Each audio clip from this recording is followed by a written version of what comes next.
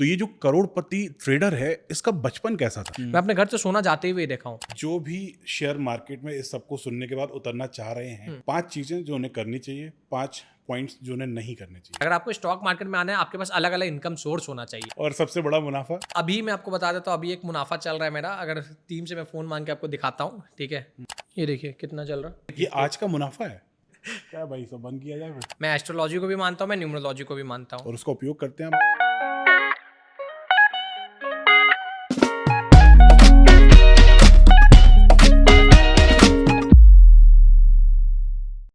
नमस्कार, मेरा नाम है गौरव और हमारी दुनिया में हम अगर अपने आसपास देखें तो हर इंसान पैसा कमाने की भागदौड़ में लगा हुआ है। इसके बावजूद जब बात शेयर मार्केट की आती है तो इसमें रिस्क लेने वालों की कैपेसिटी बहुत कम है और या यूं कहिए कि ना के बराबर है।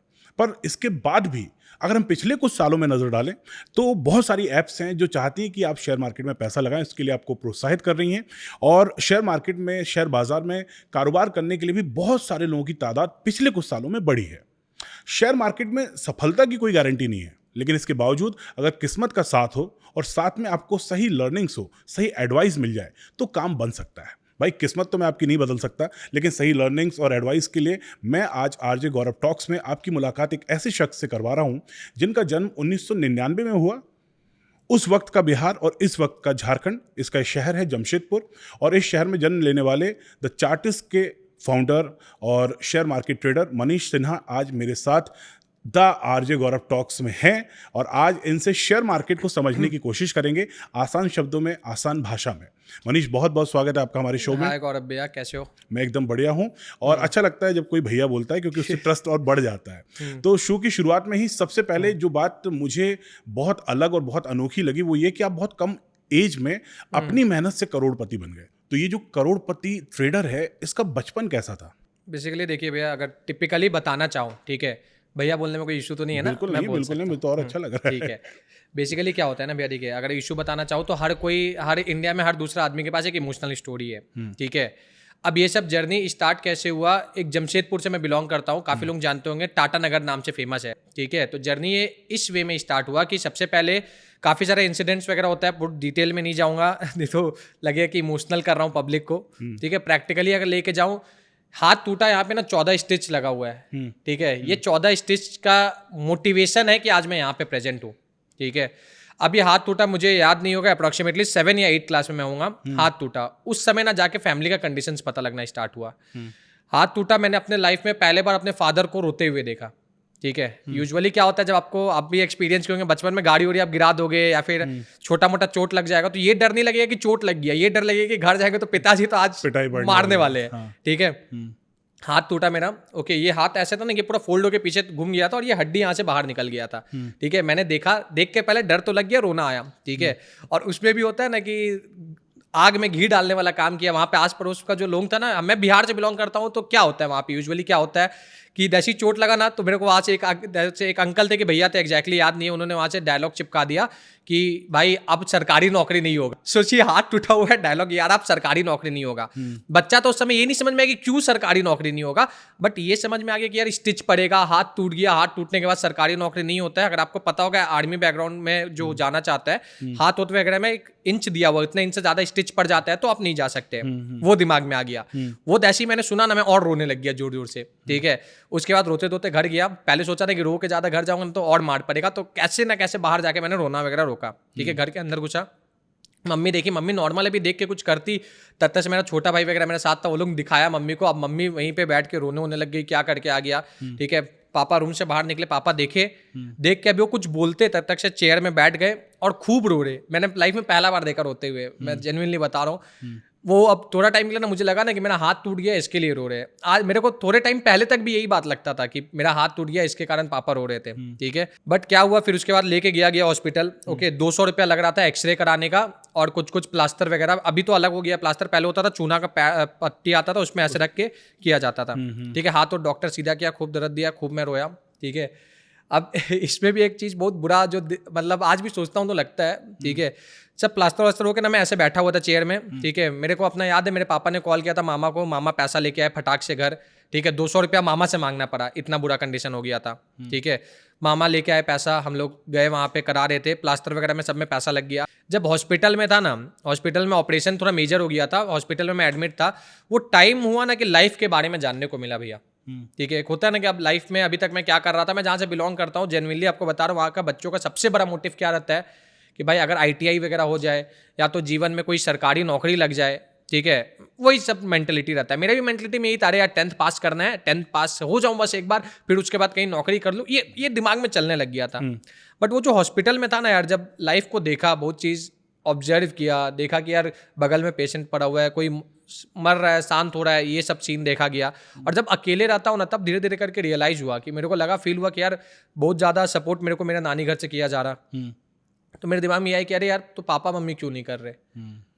फिर हिम्मत करके एक दिन ऐसे, अब बच्चों लोग थोड़ा फ्रैंक हो गए, ठीक है, बट पहले आदमी इतना फ्रैंक नहीं होता था माँ बाप से, माता पिता के साथ। हाँ, सही एक कहा। होता था जैसे पापा का गतम घर में पड़ा तो एक डिसिप्लिन आता था, बुक तो खोल के बैठ जाओ, ऐसा हो जाता था, सही कह ठीक है, वो चीज़ चलता था। पर ना हिम्मत करके मैंने मम्मी से पूछा वगैरह, ठीक है, तब धीरे धीरे चीज़ों के बारे में रियलाइजेशन हुआ कि हाँ यार पैसों का कितना दिक्कत है, ठीक है। अब जब लेटा हुआ था ना तो मेरे को ये लग रहा था यार क्या गलत कर रहा हूँ यार, कैपेसिटी तो मेरे अंदर भी ये होगा कि यार मैं इतना कमा पाऊँ, उतना कमा पाऊँ। मेरे फादर का सर्कल हमेशा बहुत अच्छा रहा है, ठीक है, क्यों अच्छा रहा है, ऐसा नहीं था कि फादर का एक ही बार दिन बुरा स्टार्ट हो गया। फादर का एक अलग बिजनेस चलता था, बिजनेस में काफ़ी सारा प्रॉब्लम्स हुआ, उस प्रॉब्लम्स की वजह से ये सब दिन हम लोग को देखना पड़ा।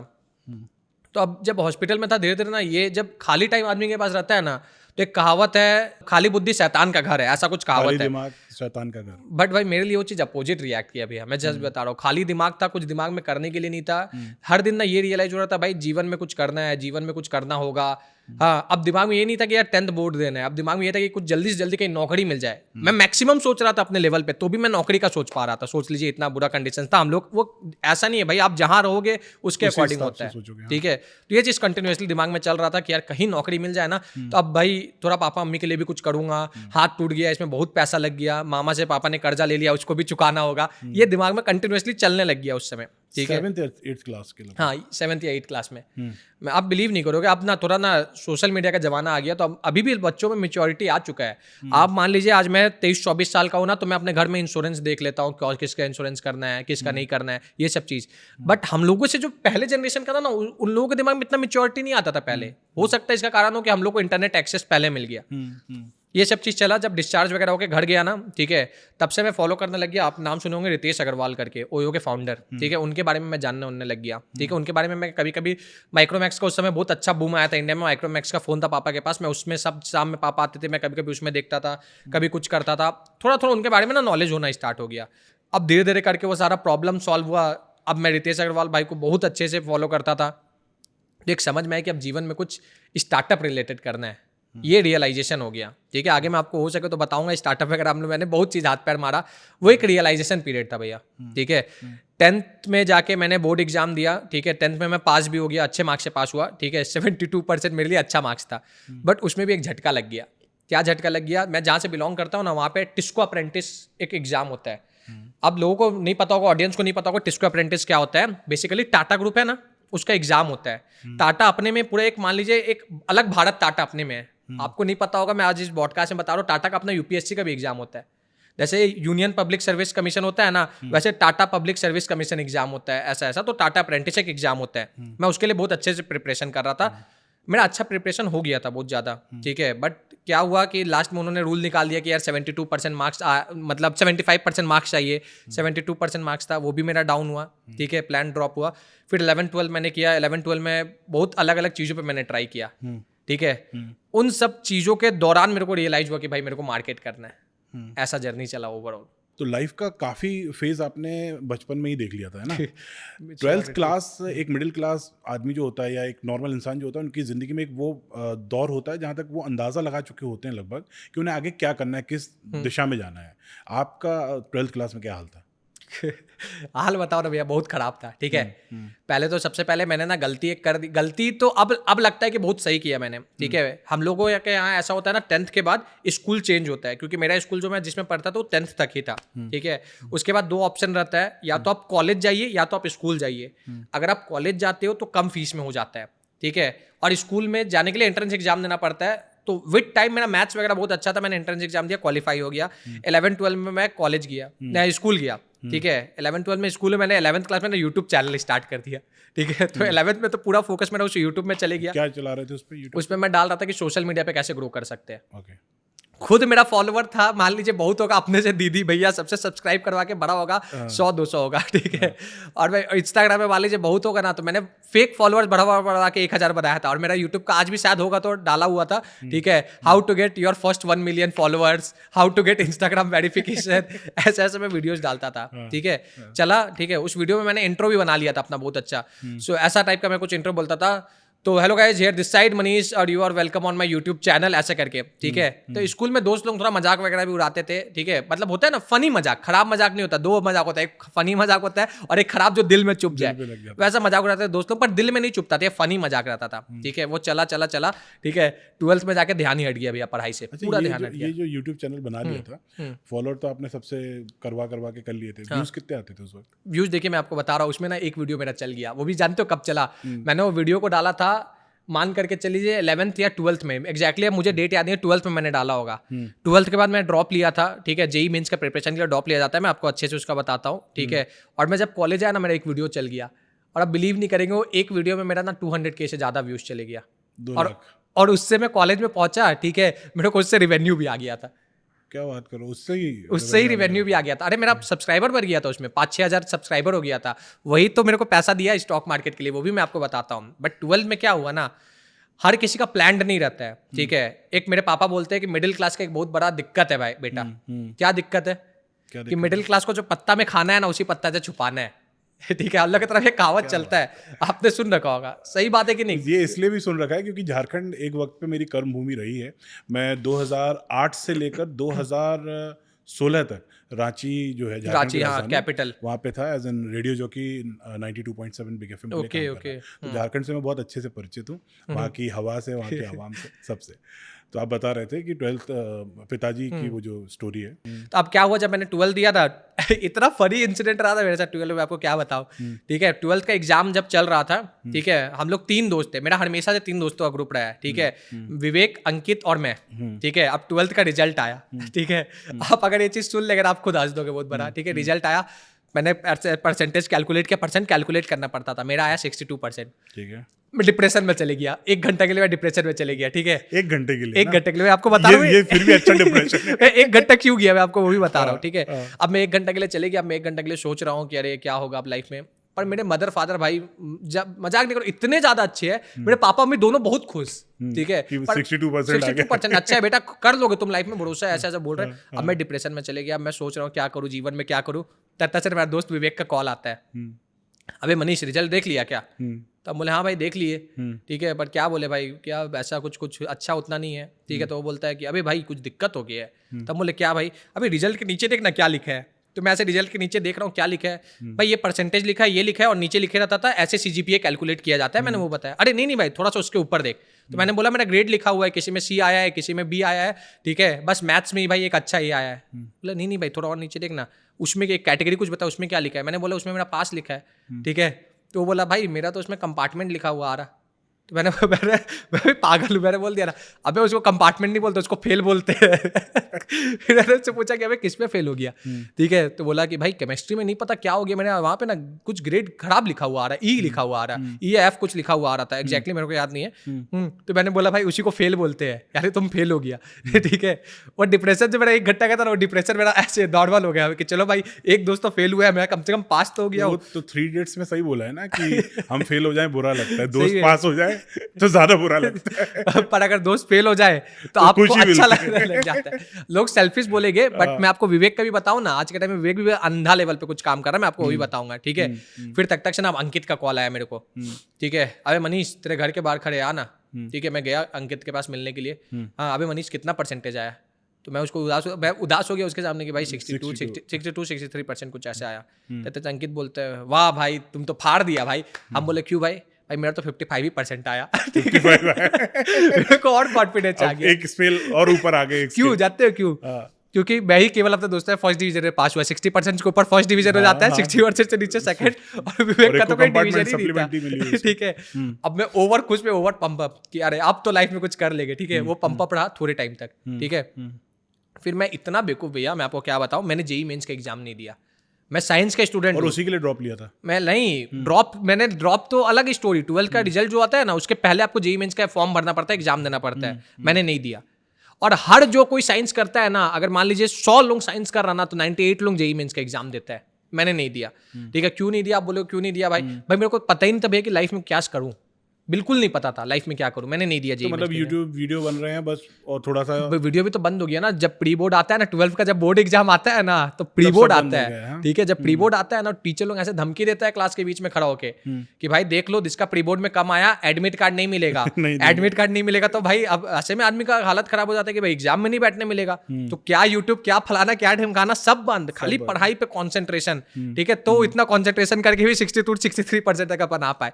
ठीक है, अब ये सब चीज चला, जेईई मेंस मैंने नहीं दिया, अब क्या करूं। ठीक है, आईटीआई पॉलिटेक्निक जिसको डिप्लोमा भी बोलते हैं, ठीक है, स्टेट का इंजीनियरिंग कॉलेज के बारे में पता करने से लेके आईआईटी तक सब मैंने फॉर्म भर दिया। ठीक है, सब भाई पहले मैंने आईटीआई में ट्राई किया, उसमें हो गया। ठीक है, फिर मेरे को लगा अरे यार हो गया तो होता है ना कि घर की मुर्गी की दाल बराबर, अरे इतना इजीली हो गया भाई, मैं कुछ तो कर सकता हूँ इससे अच्छा। ठीक है, फिर आईटीआई मैंने छोड़ा। आईटीआई क्यों कर रहा था वो भी आपको बताऊं, क्योंकि रेलवे में नौकरी मिलने के लिए, सरकारी नौकरी मिल जाता, फिटर का और फिटर वगैरह का। हाँ, ठीक है, फिर मैंने उसके बाद सोचा कि अरे यार आईटीआई बहुत इजीली निकल गया, चलो थोड़ा और दूसरा ट्राई करता। फिर मैंने डिप्लोमा दिया। ठीक है, मैंने देखा भाई डिप्लोमा के लिए दोस्त लोग पढ़ रहे हैं। ठीक है, पर ध्यान तो जाता ही नहीं था भाई पढ़ाई में, मेरा ध्यान तो स्टार्टअप वाला दुनिया में घुस गया था। मैं नहीं पढ़ता था, मैं कुछ ना कुछ ट्राई करते रहता था। ठीक है, तब तक डिप्लोमा भी निकल गया। अल कबीर पॉलिटेक्निक मेरे तरफ का एक टॉप है। ठीक है, उसमें मेरा हो गया एडमिशन। फिर मैंने सोचा ना अरे यार ये भी इजीली निकल गया तो कुछ तो बात है मनीष तेरे में। ठीक है, फिर मैंने सोचा कि यार जेईई मेंस का पढ़ना स्टार्ट कर देता हूँ, ये दोनों तो निकल गया। ठीक है, मैंने इतना सपोर्टिव पेरेंट्स किसी को नहीं मिलेंगे भैया। मेरे पापा क्या बोले ना, मैंने पूरा हम लोग का लाइनअप हो गया। ठीक है, कि आज शाम में जाए, मतलब शाम या कोई टाइम था, हम लोग को सीट अलॉट करने के लिए ना टाइम मिला था कि इस टाइम में जाके अलकबीर पॉलिटेक्निक में सीट अलॉट कर लेना। पैसा वैसा पापा कहीं ना कहीं से इकट्ठा किया, नॉर्मल फीस था, ज्यादा नहीं था वहाँ का। ठीक है, तब तक से सोच लीजिए जाना है, और जस्ट आधा एक घंटा पहले मैं बोल रहा हूँ ना कि मैं नहीं जाऊँगा, मैं सोच रहा हूँ कि मैं कुछ और करूँ। ठीक है, गुस्सा तो हुए, बहुत गुस्सा हुए मेरे पापा। ठीक है, मम्मी भी, फिर मम्मी समझाई। फिर मैंने बोला ना कि मैं ड्रॉप लूंगा। ठीक है, ड्रॉप क्या होता है, बेसिकली प्रिपरेशन करता है आदमी लोग। ठीक है, फिर मैंने पूरा प्रॉपरली ड्रॉप ले लिया। ठीक है, उसके बाद ड्रॉप में लोग पढ़ता है, अब मैं पागल, मैं दोबारा यूट्यूब स्टार्ट कर दिया। ठीक है, फिर उसके 12th हो गई ना। हाँ, 12th हो गया। ठीक है, मेरे को अभी भी क्लियर नहीं मेरे को क्या करना है। मैंने यूट्यूब पे देख देख के ना मेरे को ये हो गया, नहीं भाई इंजीनियरिंग नहीं करना है, भेड़ बकरी का चाल होता है, ये मेरे दिमाग में चल रहा है। बड़ा करना है पर पता नहीं है क्या करना है। और ये आईटीआई तक तो अपन ने कर लिया, आईटीआई हो गया, डिप्लोमा हो गया। ठीक है, अब नेक्स्ट मेरे पास ऑप्शन ही इंजीनियरिंग बचा था। ये पता है कि बड़ा करना है, पर ये नहीं पता है क्या करना है। क्योंकि जानते हो क्यों नहीं पता था, सच बता रहा हूँ मैं आपको। एक तो पहले हालत खराब रहता था कि भाई जेईई मेंस तो नहीं निकलेगा। क्यों? क्योंकि अभी भी जेईई मेंस ही शायद बोलते होंगे एग्जाम को, क्यों नहीं निकलेगा, ये चीज का दिमाग में हमेशा ये रहता था ना कि जेईई मेंस के लिए कोचिंग जाना पड़ता है। आप सुने होंगे एलन, कैटलाइजर, इंदौर में भी बहुत ज्यादा कोचिंग है। कोचिंग ऑब्वियस बात है अफोर्ड ही नहीं कर पाते। ठीक है, 1.5 लाख साल का फीस रहता था, और उसमें पहले से प्रिपरेशन करना रहता था। मेरा कजन पहले से प्रिपेयर कर रहा था, तो दिमाग में था भाई कि भाई उसका एक बार में नहीं निकला, वो तो कोचिंग करा, तो मेरा कहाँ से निकल जाएगा, हम कौन से खेत के मूली है। सारे हम लोग बना लेते खुद से, खुद से बना लेते हैं, ये अपने आप दिमाग में आ जाता है। ठीक है, उसका नहीं निकलेगा तो मेरा कैसे निकल जाएगा। ठीक है, पर मानना पड़ेगा भाई मेरे पेरेंट्स को, वो उस समय भी मेरे को बोल रहे थे। फादर का सैलरी उस समय 8 या 9 हज़ार था कि बेटा मैं करा दूंगा ना, मैं कहीं से एडमिशन करा देता हूँ। बट मैं समझदार था, मैं समझ गया कि नहीं यार ये तो बेनिफिट नहीं है। ठीक है, फिर उसके बाद करके मैंने बिजनेस स्टार्टअप्स के दिमाग में, स्टार्टअप्स मैंने किया, बहुत सारा मैंने स्टार्टअप्स में हाथ पैर मारा था। ठीक है, तो एक स्टार्टअप जिस पे मैंने वर्क किया था, ठीक है, वो मैं बता देता हूँ, लॉन्ड्री से रिलेटेड मैंने स्टार्टअप किया, डिटो नाम रखा था मैंने। ठीक है, डिटो, वो स्टार्टअप के कारण आज जो मैं यहाँ पे बैठा हूँ ना, वो स्टार्टअप के कारण बैठा हूँ। क्या था उसमें, क्या किया आपने? बेसिकली मैंने क्या किया, शहर में शुरू किया? जमशेदपुर में ही था। ठीक है, आपको एक बोलूंगा ना स्टोरी, फंस दोगे भैया। जमशेदपुर में मैं 12th क्लास तक पढ़ा, उस समय उम्र क्या होगा, 16-17 साल होगा मिनिमम। ठीक है, मैं 16-17 साल की उम्र तक ना मैं ट्रेन में नहीं बैठा था। ठीक है, मैं ट्रेन में बैठा ही नहीं था। अरे तो ट्रेन में नहीं बैठा तो ऑब्वियस सी बात है, जमशेदपुर के बाहर मैं कहीं गया ही नहीं था। मैं भी नहीं बैठा था, ठीक है 16-17 साल तक। फर्स्ट टाइम बैठा था जब इंडियन आइडल का ऑडिशन देने 2000 के लगभग गया था, उस वक्त 14-16 साल, हाँ यही एज रही होगी लगभग। तो मैं भी नहीं बैठा था कि ट्रेन, तो बाहर की दुनिया कुछ पता ही मेरे नहीं को भी थी, नहीं पता था। पर ये पता था कि ये है बस यही रहना है। तो ये सब चला वाला, ठीक है। डिटो मैंने स्टार्ट किया बिजनेस, बहुत अच्छा दिमाग में आया था कि यार घर में मेरे को क्या दिक्कत, मेरे को लगा ना कि यार लोगों को दिक्कत ये होता होगा कि यार लॉन्ड्री में सामान देना है, ठीक है। और ये मेरे को आइडिया आया ना, जमशेदपुर में ना दुर्गा पूजा बहुत अच्छे से बनाया जाता है, ठीक है। दुर्गा पूजा, छठ पूजा, वो एकदम एक फेस्टिवल्स का सीजन आ जाता है, दिवाली, फिर छठ पूजा, दुर्गा पूजा, ऐसे करके एक चलते रहता है, ठीक है। तो उस समय ना लेडीज लोग अपना ब्लाउज वगैरह सिलाती है, आपने सुना होगा। साड़ी में फॉल्स लगता है, मुझे नहीं पता मध्य प्रदेश में क्या बोलते हैं, नॉर्मली पीपल्स क्या जानते हैं, फॉल्स लगता है, ठीक है। पिको फॉल्स, ये सब चीज होता है। फिर मैंने देखा ना कि मेरी मदर को भाई लाइनअप है तो भी मेरी मदर को करवाने में डिले हो जाता है, ठीक है। या फिर और भी औरत लोगों को डिले हो जाता है। तो मेरे दिमाग में क्या ना, भाई इस बिजनेस को मैं ऑनलाइन लेके जाता हूँ, ठीक है। अब ऑनलाइन लेके जब मैं जाने का सोचा ना, फिर मेरे दिमाग में एक और चीज क्लिक किया ना, भाई डायरेक्टली इससे तो नहीं जा सकता हूँ, धोबी से स्टार्ट करता हूँ, ठीक है। हम लोग धोबी बोलते हैं लॉन्ड्री वाला को, ठीक है। तो मेरे घर के बगल में धोबी था, मैंने कुछ नहीं किया, उससे जाके बात किया, ठीक है। तो वो क्या हालत है, अंकल मैं बोलता था कि अंकल मैं आपको लाके कपड़ा दूंगा तो प्रेस कर दोगे? हाँ हाँ बाबू मैं कर दूंगा, ठीक है। बट एक चीज़ है, थोड़ा डिलीवरी वगैरह कर दोगे? अरे नहीं बाबू मैं यहाँ दुकान छोड़ के कहाँ जाऊँगा, ऐसा ऐसा। तो मैंने प्लान बना लिया, मैं खुद कर लूँगा। वहाँ पे एक सोसाइटी था, मैं सोसाइटी में गया, ठीक है। एक एक घर घुस के ना हम लोग वो कर रहे थे, ठीक है। लैपटॉप ऐसे ओपन कर रहे थे कि ये अलग है, ठीक है। तो कोई इंटरेस्ट नहीं दिखलाता था, कोई बात ही नहीं करना चाहेगा पहले तो, सबसे पहले। अब नहीं, यहाँ पे क्या बोलते नहीं पता, हाफ पैंट टाइप का एक होता था, यहाँ तक का एक पहना जाता था, ठीक है। अब आइडिया नहीं था भैया, मैं सही बता रहा हूँ, मैं यहाँ तक का पहन के जाता था, नॉर्मल टी शर्ट, ठीक है। बाल में उस समय जेल वगैरह क्रेज चलता था, जेल लगा के सेट आउट करके जाता था, बात करता था, कोई नहीं एंटरटेन करता था, ठीक है। बट आज भी मेरे को याद है, मैं एकदम टॉप फ्लोर में उसमें गया ना, होता ना मतलब कोई भगवान बन के आया वहाँ पे, ठीक है। एक औरत थी, प्रेग्नेंट थी, ठीक है। हम लोग गए, हम लोग आंटी, पहले आदत था आंटी आंटी करके सबसे बात करने का, अब अचानक से भैया दीदी में आ गए, हम लोगों ने उनसे बात किया, ठीक है। तो उन्होंने खुद हम लोग को अंदर बुलाई, पानी वानी पिलाई, बोली कि यार तुम लोग इतना ऐसे करोगे तो कोई इज्जत थोड़ी ना देगा, एटलीस्ट अपने एक कार्ड प्रिंट करवा लो या तो एक वेबसाइट कर लो कि यार वेबसाइट में ऑर्डर हो पाए, ऐड वगैरह उसका चलाओ, ठीक है। कितना घूमोगे, मान लो इसी बिल्डिंग यहीं पे मान लो 1000 परिवार रहता है, 1000 परिवार के पास जा पाओगे क्या? तो हम लोग भी जोश उसमें, हाँ हाँ दीदी चले जाएंगे, ठीक है आंटी चले जाएंगे, ऐसे करके हम लोग बोल रहे थे। फिर वो समझाई उनसे, हम लोग को समझ में आया, एक चीज़ क्लिक किया कि भाई वेबसाइट बहुत जरूरी है, ठीक है। आप बिलीव नहीं करोगे, कंप्यूटर था मेरे पास, लैपटॉप नहीं था, ठीक है, नॉर्मल कंप्यूटर था, ठीक है। वो भी मेरे को कैसे न कैसे करके, वो भी बहुत इंटरेस्टिंग स्टोरी है। बिहार में अगर कोई रेंट नहीं देता है ना तो उसका सामान पे आदमी कब्जा कर लेता है, बिहार झारखंड में। तो मेरे घर के बगल में रहा एक आदमी ने कब्जा कर लिया था, तो उसका कंप्यूटर उसने 2000 रुपये में बेचा था, तो हम लोग खरीद लिए थे उससे कंप्यूटर, बहुत सस्ते, बहुत अच्छा कंप्यूटर भी मिल गया था। तो उसमें मैं आया, मेरे दिमाग में मोटिवेशन आ गया कि वेबसाइट बहुत जरूरी है, ठीक है। मैंने ऑलमोस्ट 3 या 4 दिन में, ठीक है, मेरा एज उस समय तो याद नहीं है, पर मैं ना सोना भूल गया था भैया, इतना मजा आ रहा था जीवन में, ठीक है। लोग बोलते हैं ना कि यार एक दिन नहीं सो तो एनर्जी नहीं रहता है, भाई मैं 2-2 दिन नहीं सो रहा था, ठीक है। एक दिन तो मैं सोया था, मेरे पापा मेरे को डांट के सुलाए, मैं दिन भर कंप्यूटर के सामने बैठा हुआ हूँ, ठीक है। उसके चक्कर में पहले नेट उतना ज्यादा दिक्कत था, तो नेट वगैरह अपन ने कैसे कैसे अरेंज किया, मैं बैठा हुआ हूँ, दिन भर मैं काम करते रहता था। मैंने वेबसाइट बनाया 3 दिन में, ठीक है। और वो भी फ्री में होस्ट किया, होस्ट करने में पैसा लगता है, आपको पता होगा, www.ditto.com लूंगा तो मैं पैसा लगेगा। मेरा वेबसाइट था www.ditto.4x0.com, ठीक है। वो अपन ने किया, थोड़ा मोड़ा वो बिजनेस चला, ठीक है। तब तक से ना जैसे जैसे जेईई मेंस पास आया ना, तो 2 दोस्त को डर लगा, ठीक है। वो लास्ट में साले पॉलिटेक्निक में ही एडमिशन लिए, साथ दे देते तो बिजनेस बड़ा हो जाता, ठीक है। वो छोड़ दिए, ठीक है। अब भाई वो छोड़ दिए तो अब मेरे को भी डर लगने लग गया, ठीक है। अब फिर मैंने सोचा ना कि भाई छोड़ो बिजनेस हटाओ, जेईई मेंस का पढ़ाई करते, सब इंजीनियरिंग करा तो मैं भी कर लेता हूँ। और इसके पीछे का और मेजर रीजन था ना, अंकित एडमिशन लेने के लिए कहीं रेडी हो गया था, ठीक है। और विवेक जो था ना, वो कंपार्टमेंट लगा था उसको, फिर भी भाई वो चंडीगढ़ यूनिवर्सिटी में कंपार्टमेंट निकाल के जाके एडमिशन करा लिया, ठीक है। तो उसका भी एडमिशन हो गया। अब बच्चा मैं अकेले, अब घर में भाई पापा मम्मी कितना भी अच्छा क्यों ना हो, पूछेंगे ना कि भाई करना क्या आगे। अब मेरे पास कुछ जवाब नहीं था, मैंने बोल दिया जेईई मेंस का प्रिपरेशन करना है। मैंने दिल लगा के 3-4 महीना जेईई मेंस के लिए खूब पढ़ा, ठीक है। हम लोग अगर मैं आज, मेरे पापा सुबह 4 बजे काम पे जाते थे तो मेरे को उठा देते थे, ठीक है। 4:30 बजे वो काम पे जाते थे, 4 बजे उठते थे, नहाते धोते थे, तो मेरे को भी उठा देते थे, तो पढ़ते उठते थे, ऐसा सीन चलता था। जेईई मेंस मेरा क्वालिफाई हो गया, ठीक है। उस पर भी मेरा अच्छा मार्क्स आया, रैंक जनरल कैटेगरी में मेरा रैंक था 25,000 के आसपास, ठीक है। बहुत अच्छा रैंक था, ठीक है। अब घर में सब चौंक गया, पूरा एकदम जश्न मनाया गया। मेरा दोस्त लोग को किसी को बिलीव नहीं हो रहा था कि अबे ये कैसे निकाल लिया, ये तो धोबी वाला काम कर रहा था, ऐसे ऐसे करके बहुत मजा आया। उसके बाद तो एक होता है ना कि अब प्राउड हुआ, अब छाती चौड़ा करके 1 महीना तो मैं पूरा अपने शहर में घुमा, इतना खुश हो गया रहा कि मैं जेईई मेंस के बाद जेईई एडवांस दिया ही नहीं मैंने, ठीक है। खुशी में नहीं, सही बताओ, भूल गए। अब तो औकात पता था कि एनआईटी तक तो हो गया, आईआईटी तो हो ही नहीं सकता है, ठीक है। तो कौन 2500 भरने जाए, 2500 या 5,000 रुपया लगता था, एग्जैक्टली मेरे को याद नहीं है, ठीक है। हो गया। अब वो खुशी भी साला थोड़ा दिन के लिए था। एनआईटी जमशेदपुर आपको पता होगा, वहाँ का मैंने पूरा प्रोसेस, आप एनआईटी जमशेदपुर में कोई भी डिपार्टमेंट मिल जाए, मेटलर्जी भी मिल जाए, अपने घर के बगल में शेर रहेंगे, अपन ही शेर है यहाँ के, ठीक है। तो लास्ट में पता लगा था, इसमें भी ट्विस्ट मिल गया कि जेई मेंस वालों ने रूल चेंज कर दिया था कि आपका 12 में 75% मार्क्स होना चाहिए, तभी आपको जोसा, एक होता है जोसा काउंसलिंग के स्कूल्स कॉलेज में एडमिशन होगा। और आपके 62 थे। 62 था, फिर हालत खराब, फिर छूट गया। अब फिर डिप्रेशन में जाने वाला था मैं, ठीक है। पर तब तक से दोस्त यार ऐसे थे ना, मेरे डिप्रेशन में जाने ही नहीं देते थे, ठीक है। तब तक से मेरा एक दोस्त बीकॉम में एडमिशन ले लिया, एक दोस्त चंडीगढ़ यूनिवर्सिटी में ले लिया, एक अंकित कहीं एडमिशन ले लिया था, ठीक है। तो कॉन्फिडेंस आ रहा था कि यार कहीं ना कहीं तो एडमिशन ले लूंगा, ठीक है। तो जो दोस्त ने चंडीगढ़ यूनिवर्सिटी में एडमिशन लिया था ना, उससे मैंने पूछा भाई तेरा एडमिशन हो कैसे गया था, तुम फेल हुआ था तो बोला भाई कंसल्टेंट होता है, एजुकेशनल कंसल्टेंट, वो लोग बताया था। तो मैंने एजुकेशनल कंसल्टेंट से बात वगैरह किया, ठीक है। तो उसके थ्रू मेरे को पता चला कि भाई जोसा काउंसलिंग वाले कॉलेजेस में नहीं होगा, बट स्टेट गवर्नमेंट कॉलेजेस में हो जाएगा। तो स्टेट गवर्नमेंट कॉलेज में मेरा हो गया। फिर मैंने फेमस जगह से इंजीनियरिंग किया, बहुत अच्छे जगह से, एनआईटी से अच्छा प्लेसमेंट जाता है, सोच लीजिए।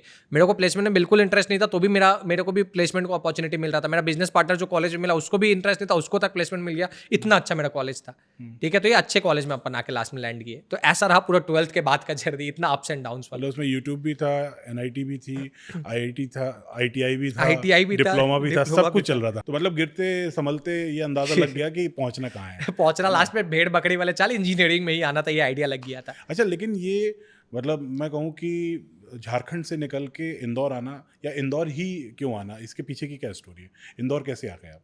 अरे कोई स्टोरी तो यही है, सिंपल भैया, ऊपर वाला का कृपा था कि इंदौर लाना था, ठीक है। क्या हुआ ना, लास्ट में कहीं एडमिशन नहीं हो रहा था, ठीक है। तो मैंने ना स्टेट गवर्नमेंट कॉलेजेस के बारे में ढूंढना स्टार्ट किया, मैंने खुद से रिसर्च किया, फिर ठीक है, जियो वगैरह का एक्सेस आई तक गया था, तब तक से पूरा मैंने ढूंढा होना, ठीक है। तो मेरे को पता चला स्टेट गवर्नमेंट कॉलेजेस कौन कौन सी स्टेट में है, ठीक है। तो मैंने ऊपर से मैंने मैप रखा लिया था अपने पास कि ऊपर से मैंने देखना स्टार्ट किया, मध्य प्रदेश था, मैंने मैप के थ्रू देखा, मैं ट्रैवल तो किया नहीं था, मेरे को लगा अरे यहाँ झारखंड है, यहाँ छत्तीसगढ़, यहाँ तो मध्य प्रदेश है बगल में, ठीक है। तो छत्तीसगढ़ के मैंने पहले कॉलेज में ट्राई किया, ठीक है। तो वहाँ पे भी स्टेट गवर्नमेंट कॉलेजेस में 75% कर दिया था। स्टेट गवर्नमेंट में ही क्यों जाना था, क्योंकि फीस कम है, ऑब्वियस सा बात है, ठीक है। फिर उसके बाद मेरे को जबलपुर इंजीनियरिंग कॉलेज के बारे में पता चला, आपको पता होगा वहाँ का फीस है, आप बिलीव नहीं करोगे, इतना कम फीस है ना, क्या बताऊँ मैं आपको, बहुत कम फीस था। मतलब इत्तेफाक की बात है मनीष कि आप झारखंड से बिलोंग करते हैं, मैं झारखंड में रहा हूँ। आपने जबलपुर की बात करी, मैं जबलपुर में भी 1 साल रेड एफएम के साथ उस वक्त हुआ करता था वहाँ पे। ओके। और इत्तेफाक से जब मैंने जबलपुर के अंदर एंट्री की थी, तो फर्स्ट डे जो रात मैंने गुजारी थी वो दोस्त के साथ जबलपुर में, मतलब जो रुकने की व्यवस्था हुई थी वो इंजीनियरिंग कॉलेज में ही हो गई थी। उसके साथ हॉस्टल में ही रुक गया था कि ठीक है भाई, आज की रात यहाँ पे रुक जाते हैं, फिर उसके बाद कल से देखते हैं कि कहाँ जाना है। तो आप वहाँ उसके बारे में रिसर्च कर रहे थे? तो मैंने रिसर्च कर लिया, सब चीज़ हो गया कि मध्य प्रदेश में एडमिशन लेना है, फीस बहुत कम। हाँ, मध्य प्रदेश काउंसिल में मैंने अप्लाई कर दिया, फीस बहुत कम था भैया। मेरे को लगा ना पूरा इंजीनियरिंग मेरा 2-2.5 लाख 3 लाख में मैक्सिमम हो जाएगा। जेई मेंस में स्कोर अच्छा है, मेरे को ये तो गारंटी था कि कोई भी बैंक लोन कर देगा, ठीक है। मैंने जबलपुर इंजीनियरिंग कॉलेज से कर लिया, सब कर लिया। फिर ना मैं इंस्टाग्राम बहुत चलाता था, क्योंकि यूट्यूब जो था मेरा, यूट्यूब के कारण मेरे को वीडियोज डालने के लिए, ठीक है। तो इंस्टाग्राम में मैंने ऐसी ढूंढा जबलपुर इंजीनियरिंग कॉलेज, तो मैंने उसका हॉस्टल देखा खंडर जैसा, मैंने कॉलेज देखा खंडर जैसा, ठीक है। अब मन में रात में मैं सो रहा ना, तो मेरे को लग रहा है यार कुछ गलत तो नहीं कर लिया। फिर रात में मेरे को याद है, फिर मैंने रात में ओपन किया कि अरे लिस्ट देखता हूँ क्या क्या लिस्ट है, और कौन से है? उसके जस्ट नीचे था SGS ITS कॉलेज, ठीक है। फीस के मामले में, बट पढ़ाई वगैरह के सब में मामले में SGS ITS कॉलेज टॉप पे था। फिर मैंने गया कंसल्टेंट से, जिस दिन फॉर्म कंफर्म करना था ना, उस दिन मैंने कॉल करके बोला कि नहीं भैया मेरे को GS ITS कर दीजिए, मेरे को उसमें कंप्यूटर साइंस चाहिए। हर बच्चा का टिपिकली, आज जितना लोग देख रहे होंगे ना, अगर इंजीनियरिंग की होगा ना, सब कोई होगा तैयार कि भाई मेरे को कंप्यूटर साइंस इंजीनियर बनना, मैक्सिमम लोग, ठीक है। मेरा एडमिशन हो भी गया GS ITS में, ठीक है। मेरा लिस्ट आया, ठीक है। मेरे को मिला हुआ था CE, ठीक है। चाहिए था कंप्यूटर इंजीनियरिंग मिल गया, ठीक है। पूरे घर में मैंने आगे बोल दिया, अरे मम्मी CE मिल गया, पूरा सब पसंद, सब खुश, ठीक है, सब खुश, ठीक है। हम लोग घर में कुछ भी होता है, देखिए छोटे शहर की ये खासियत है, खुशी भी अगर होता है ना तो आस पड़ोस के लोग इन्वॉल्व होते हैं, दुखी भी होता है तो आस पड़ोस के लोग इन्वॉल्व होते हैं, लोग इन्वॉल्व हुआ, सब मजा हो जाया। जब सब खुशी हो गया तो मेरे को लगा कि यार लाइफ में अभी तक कुछ पंगा नहीं हुआ यार। ये बिना विघ्न के कैसे जा रहा है? विघ्न के कैसे जा रहा, मैंने देखा होगा सब, ठीक है। आप अभी हंस दोगे, अभी क्या सोचे कि CE यानी कंप्यूटर इंजीनियरिंग, ठीक है। बाद में पता चला सिविल इंजीनियरिंग मिला था और जो मेरे को बिल्कुल नहीं चाहिए था, सबसे ज्यादा नफरत था मेरे को उस ब्रांच से, मिल गया सिविल इंजीनियरिंग, ठीक है। अब मैं कैसे कैसे बताऊं, मेरे पापा को बताया, मम्मी को बताया, इंजीनियरिंग समझ रहे हो, सिविल इंजीनियरिंग। हाँ, मैंने, और वो भी क्यों समझ रहा था, ऐसा नहीं कि हम लोग बेवकूफ थे, हम लोग कंसल्टेंट कॉल करके बोला कि अरे मनीष जी आप पार्टी कर लीजिए, मैंने बोला क्यों, कंप्यूटर इंजीनियरिंग मिल गया। मैंने उसको कॉल किया, ठीक है, थोड़ी देर बाद, तो क्या बोलता है, हाँ मनीष जी, मेरे को लग रहा था कि एक सिविल इंजीनियरिंग होगा। तो ये आप उसको ठीक बताया है, ना पहले। हाँ मैंने बताया, मेरे को लग रहा था, मैं आपको कॉल करने ही वाला था। ठीक है, तो मैं क्या बोला, भैया जब ढिंडोरा पीट देता और तब कॉल करते, ये क्या आपने आप बोलो, मेरा यहाँ घर में जश्न सब बन चीज हो चुका गया। है। हाँ नहीं नहीं, मैं कुछ करता हूँ ना, मैं कुछ कर, आप क्या कर लोगे भैया, आप गारंटी दे रहे हो? नहीं यार मनीष जी, गारंटी तो नहीं दे सकता हूँ। हम लोगों ने उसको 5,000 रुपया भी दे दिया था फॉर्म वॉर्म भरने के लिए। ठीक है, गारंटी तो नहीं दे सकता हूँ, बट ब्रांच अपग्रेडेशन में जाएगा ना। उन्होंने मेरे को बताया कि कोई सीट छोड़ेगा तो आपका ब्रांच अपग्रेड हो जाएगा, बट लास्ट तक मेरा ब्रांच अपग्रेड नहीं हुआ। ठीक है, अब लास्ट में इंदौर आना पड़ा, लिख लिया अपन। तो उसमें भी मैं जब देखा ना इंदौर कितना दूर है, तो मुझे लगा कि अरे यार ये दिखला रहा शाम में 4 बजे बैठना है, सुबह 4 बजे पहुंच जाऊंगा। शिप्रा एक्सप्रेस। ठीक है, शिप्रा एक्सप्रेस है। वो भी नहीं था भैया। किससे आए थे? मैं क्या सोच रहा था, आप जोड़ के देखिए, मैं सोच रहा था ना कि मिनिमम मेरे को लगेगा ना कि यार 10-12 घंटा, मैक्सिमम मेरे को 10-12 घंटा लगेगा, मैं पहुंच जाऊंगा। मैं खुश था। पापा बोले यार, मेरे पापा ड्राइवर रह चुके, स्टार्टिंग से ना इधर उधर घूमना। मेरे को ड्राइवर लोगों को इसी के लिए मैं बहुत नजदीकी से जानता हूँ, बहुत बुरा लगता है उन लोगों के लिए, वो बहुत घूमे हुए हैं। वो बोले यार बेटा, मेरे को अप्रोक्सीमेटली पता है 1200 से 1500 किलोमीटर है, 10-12 घंटा में पहुंच ही नहीं सकते। ठीक है, 10-12 घंटा, फिर उससे भी कम मैंने कुछ बोला था, मेरे को याद नहीं है। ठीक है, फिर जब मैंने देखा ना कि अरे माँ कसम, डायरेक्ट तो ट्रेन ही नहीं है, ट्रेन भी है जो धनबाद से सिपरा है, उसमें टिकट नहीं है। Exactly. ठीक है, फिर उसके बाद मेरे को पता लगा ना कि यहाँ से मेरे को नागपुर जाना है, नागपुर में 8 घंटे का रुकना होगा, हॉल्ट लेना होगा, फिर वहां से ट्रेन पकड़ के इंदौर आना है। जो शिप्रा इकलौती ट्रेन है जो उस तरफ से इकलौती यहाँ आती ट्रेन है। हाँ, और वो कैसे पहुंचती है? पहुंचती है बस। अपन ने ट्रेन में आज तक बैठे ही नहीं थे, मेरे पापा भी बहुत कम बैठे, स्टार्टिंग से तो ड्राइवरी वो किए, तो कहीं पे भी जाना होता था तो कार से चले जाते थे वो। ठीक है, तो अब हम लोग को ये सब दिक्कत हुआ। ठीक है, टिकट वकट कैसे ना कैसे अपन करके अरेंज किए। वो सफर में मैं तो रो दिया भैया कि इतना लंबा सफर, ट्रेन में जो बैठने का एक्साइटमेंट था ना, वो एक्साइटमेंट सब चले गया। ठीक है, आए अपन यहाँ पे एडमिशन लिए। ठीक है, बट वो दिन बहुत मनुष्य दिन था मेरे लिए। ठीक है, मैं यहाँ आया, एडमिशन लिया। ठीक है, एडमिशन हो भी गया सिविल में, मैं रो भी रहा हूँ। ठीक है, सब चीज़ हो गया, पर लास्ट में एक प्रोसेस के लिए कॉलेज वाले लोगों ने झटका दे दिया कि भाई आज ही आपको हॉस्टल भी फाइनल करना होगा। ठीक है, हॉस्टल और कुछ कुछ एडमिशन फीस आज ही देना होगा, तो वो 40,000 रुपया था।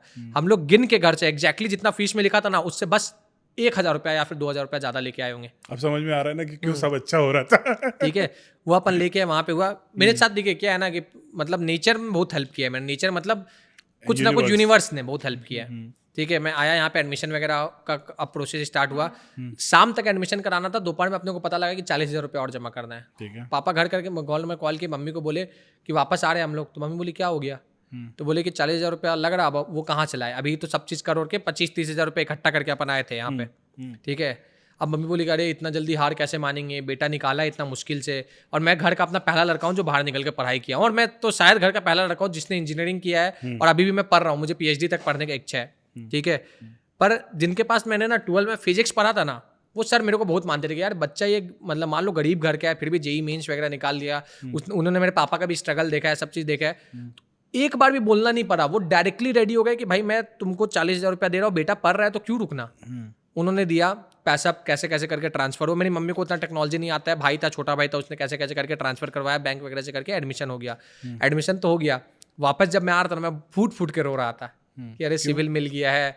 सिविल के लिए रो रहे थे कि पैसे के लिए रो रहे थे? सिविल के लिए। ओके। पैसा तो लगा ही, अरे मेरे को सिविल मिल गया, सिविल मिल गया। बचपना बुद्धि था मेरे को, तो बाद में कॉलेज आके पता चला कोई डिपार्टमेंट से कोई फर्क नहीं पड़ता है। ठीक है, क्यों नहीं फर्क पड़ता जानते हो भैया? अगर आप कंप्यूटर इंजीनियरिंग के भी स्टूडेंट हो ना, या फिर आप दूसरा कोई भी ब्रांच के स्टूडेंट हो, प्लेसमेंट जब होता है ना, सबको बराबर मौका मिलता है बैठने का। ठीक है। ये मेरे को पता नहीं था। ठीक है, अब मैं फूट फूट के रो रहा हूँ।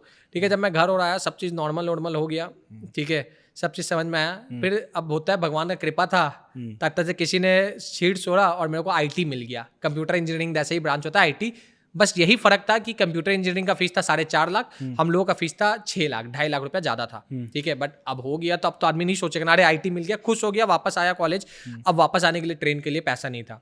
ठीक है, पापा ने इतना अच्छा काम किया ना, उसकी वजह से हम लोग को बहुत बेनिफिट मिला। एक अमित भैया करके थे, मैं आज भी उनको अमित भैया बोलता हूँ, वो बीच में भी तो मेरे साथ मेरे अंडर में काम करने लग गए थे। उनके पास इनोवा था, वो ड्राइवरी करते थे, वो इनोवा में हम लोग को बैठा के ले आए। एक दिन का पूरा सफर करके मैं इंदौर आया कार में बैठ के, और मेरे को गाड़ी में वो मोशन सिकनेस हो जाता, उल्टी वगैरह कैसे कैसे करते हुए मैं इंदौर पहुंचा। ठीक है, उस गाड़ी में भी जब मैं पहुंचा ना, तो अब इंदौर में एकदम नया इनोवा क्रिस्टा आया ना, जब शहर में जब घुसा कॉलेज के अंदर, तो उस समय लोग ऑटोमेटिकली मेरे को जज कर लिए ना कि भाई कोई अमीर घर का लड़का होगा। क्योंकि इनोवा से आया है, इनोवा से आया है। ठीक है, ड्राइवर जैसा आदमी के साथ है वो, अमित भैया ड्राइवर जैसे, तो वो सामान वामान मेरा रख रहे हैं। ठीक है, पापा मेरे सामान वामान रख रहे हैं। ठीक है, सब चीज़ करो के, और तुरंत मेरे पापा तुरंत सारा व्यवस्था करके मेरे लिए वापस गए। ठीक है, तो ये सारा चीज़ हुआ कि ये पूरा स्टोरी बन गया इंदौर आने का। डिपार्टमेंट भी मिल गया, एडमिशन भी हो गया, सब चीज़ हो गया, और GSITS कॉलेज भी मिल गया। ये सब तो मिल गया। ये जब से मैं आपसे बात करूं, मेरा हाथ आपकी तरफ मैं देख रहा हूँ, आपकी इस तरफ ये क्या जो चीज़?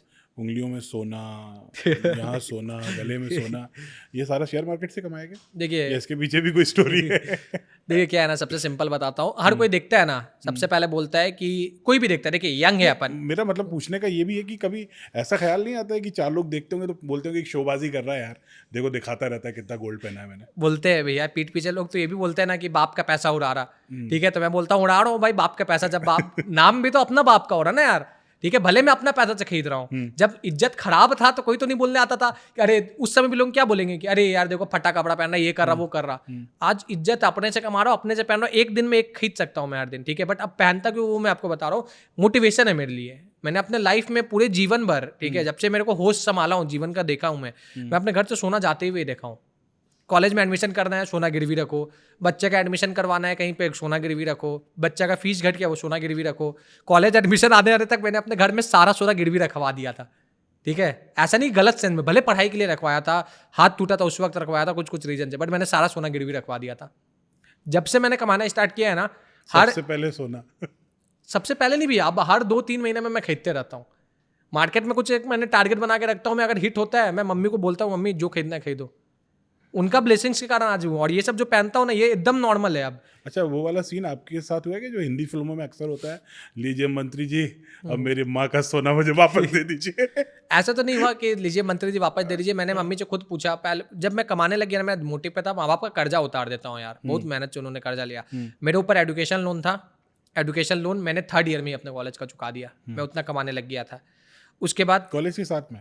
कॉलेज के साथ में वाह, मैं वाह, कमाने लग फिर गया ये था। कंटिन्यू करो, फिर पूछता हूँ अगला सवाल। ठीक है, उसके बाद मैंने अपने मम्मी पापा से पूछा कि पापा मम्मी बताओ कर्जा कहाँ कहाँ पे है, ठीक है, अभी भी इतना हिम्मत नहीं कि पापा से पूछ लूँ, मम्मी से मैंने पूछा कि मम्मी पापा से पूछो ना कहाँ कहाँ पैसा देना है, दे देते हैं, तुम कहाँ से देगा, अभी तो तुमको ये करता है वो करता है, मेरी मम्मी ये मेरे को बोल रही, ठीक है, मैंने बोला एक बार पूछ के देखो, ठीक है, तो मम्मी ने पूछा वछा बताया गया, ठीक है, उन्होंने पूरा एकदम जोड़ और लिया ना, तो उनके ऊपर बहुत ज़्यादा कर्जा था 2 लाख रुपए का, और उस समय तक तो मेरे लिए 2 लाख रुपए पे सही बता रहा हूँ चिल्लर अमाउंट हो चुका था भैया, लगेगा कि शो ऑफ बाजी कर रहा, पर छोटा अमाउंट हो चुका था। मैंने उसी दिन, ठीक है, मेरे पास आज भी फोटो होगा, मैंने लिफाफा में करके पापा को 10,000 रुपया दिया कि पापा ये आप उड़ाओ, मेरे को मत दे देना, ठीक है, और पूरा कर्जा मैंने थोड़ा थोड़ा करवा के जैसे जैसे जिसका रिस्का था सब मैंने खत्म किया। कितने दिन में? 14-15 दिन में, और वो कर्जा तक पापा लोगों को पहुंचने में लग गया था मान लीजिए 5-6 साल, ठीक है, और मैंने वो 14 दिन के अंदर अंदर वो कर्जा पूरा खत्म करवाया, कुछ ना कुछ करके। सोना वगैरह जो गिरवी था वो सब तो छूट गया, आप धीरे धीरे करके थोड़ा मोड़ा खरीदते ही रहते हैं अब हम लोग।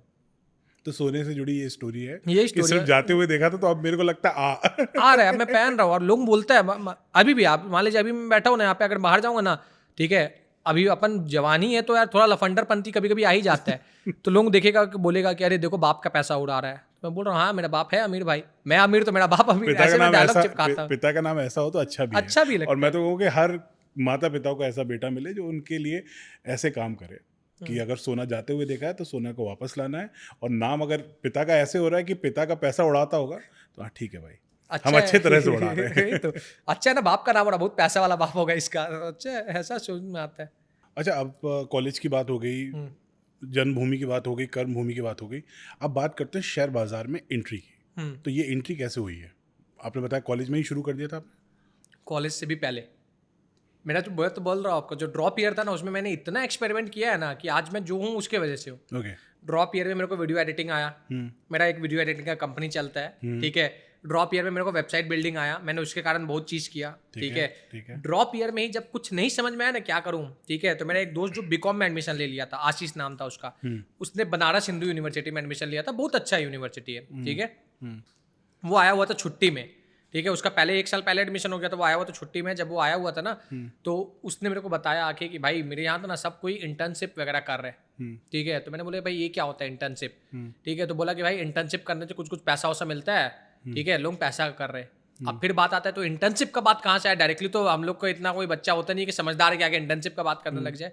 वो इसी के लिए किया कि उसने मेरे को ये बताया ना कि उनके इकोनॉमिक्स टीचर है, ठीक है, वहाँ पे टीचर है वो, ठीक है, हम लोग टीचर बोलते थे, आप प्रोफेसर बोलने लग गए, ठीक है। और उनके पास 2 करोड़ का पोर्टफोलियो है।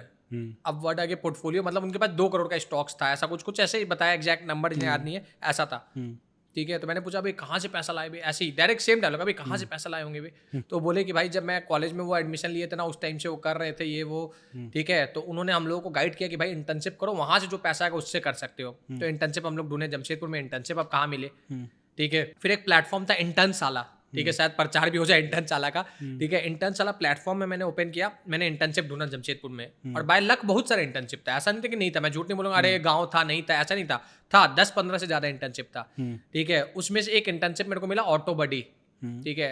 आज भी मेरे को याद है, सर का नाम रोहित सर है, ठीक है। आज भी मेरा कभी कभी उनसे कॉल पे बात हो जाता है, उन्होंने मेरे को इंटर्नशिप दिया, ठीक है।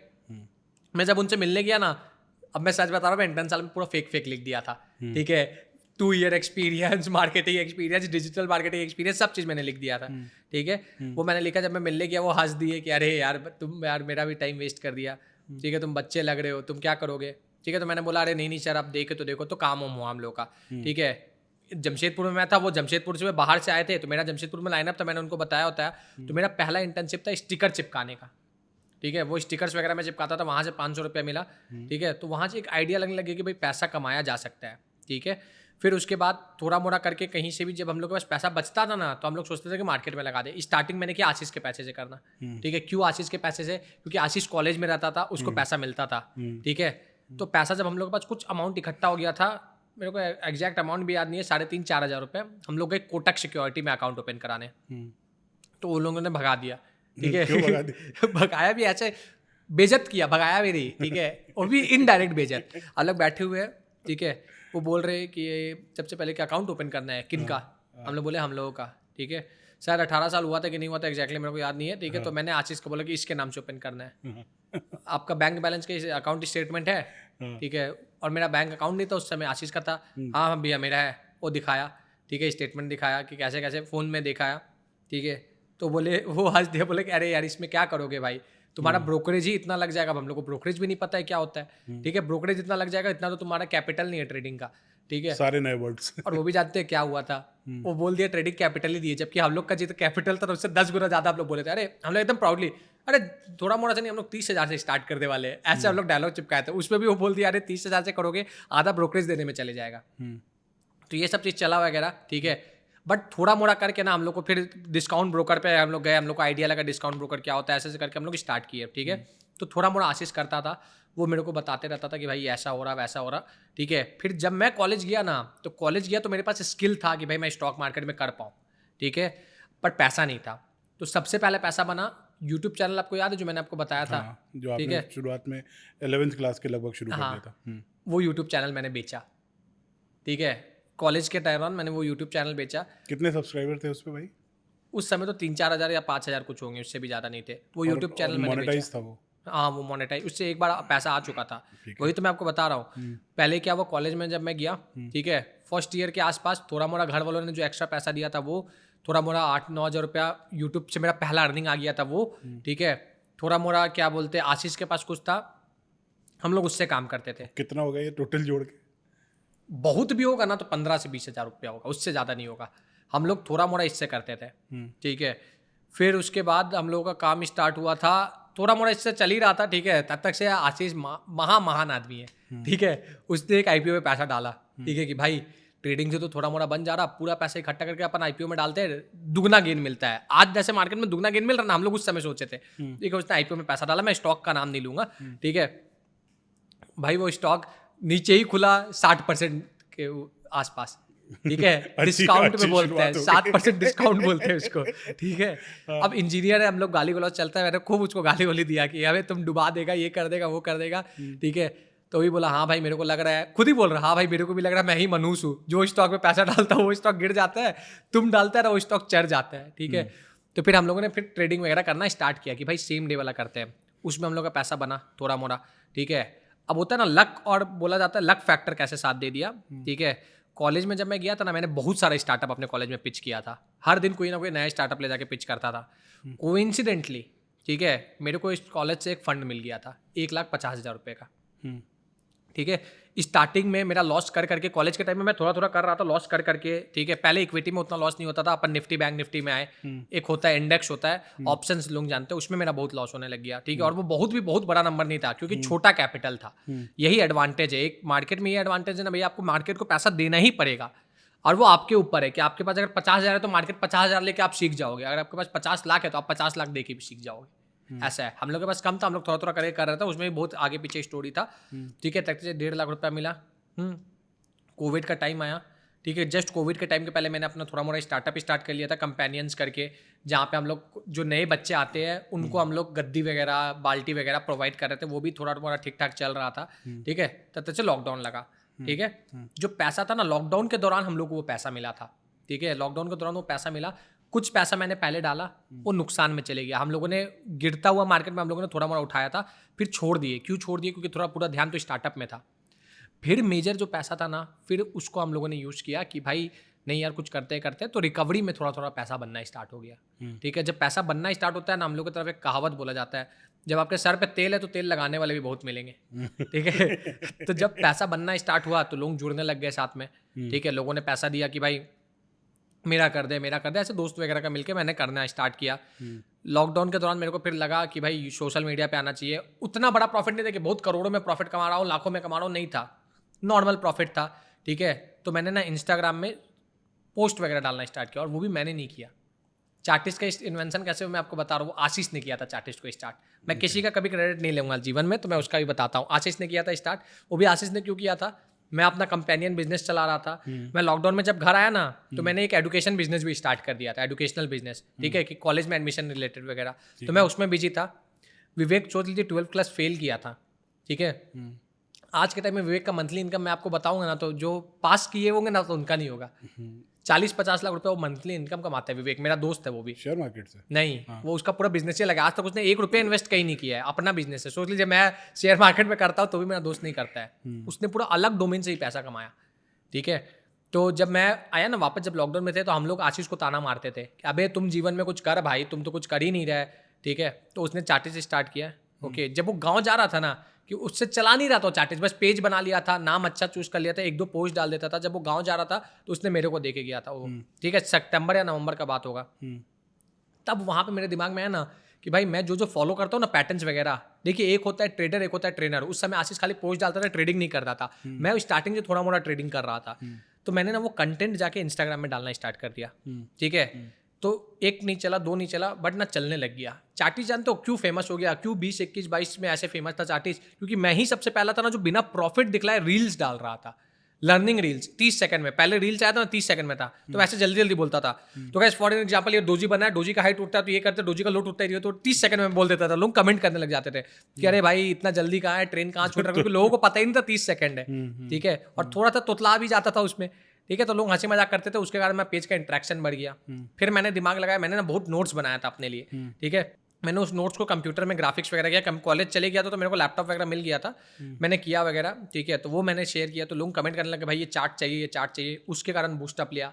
फिर मैं यूट्यूब पे आकर रात में लाइव पढ़ाने लग गया लोगों को, उसके कारण से बूस्टअप आया। तो ऐसे करते करते ना एक चार्टिस्ट, एक आज बोल सकता हूँ, मैं बोल सकता हूँ प्राउडली कि एक एम्पायर बन गया, ठीक है। ये पूरा जर्नी रहा कि पहले यहाँ से स्टार्ट हुआ, कॉलेज के कैपिटल से, फिर दोस्तों के कैपिटल से स्टार्ट हो गया, थोड़ा थोड़ा दोस्तों के कैपिटल से करने लग गए। फिर चार्टिस्ट से स्टार्ट हो गया, क्रिप्टो का बूम आया था, उसमें मैंने थोड़ा पैसा कमा लिया था। डोज कॉइन वाला जो चीज़ है ना, ये मैंने कहीं नहीं बताया, ठीक है। डोज कॉइन वाला में चीज़ में मेरा थोड़ा पैसा बन गया था, ठीक है।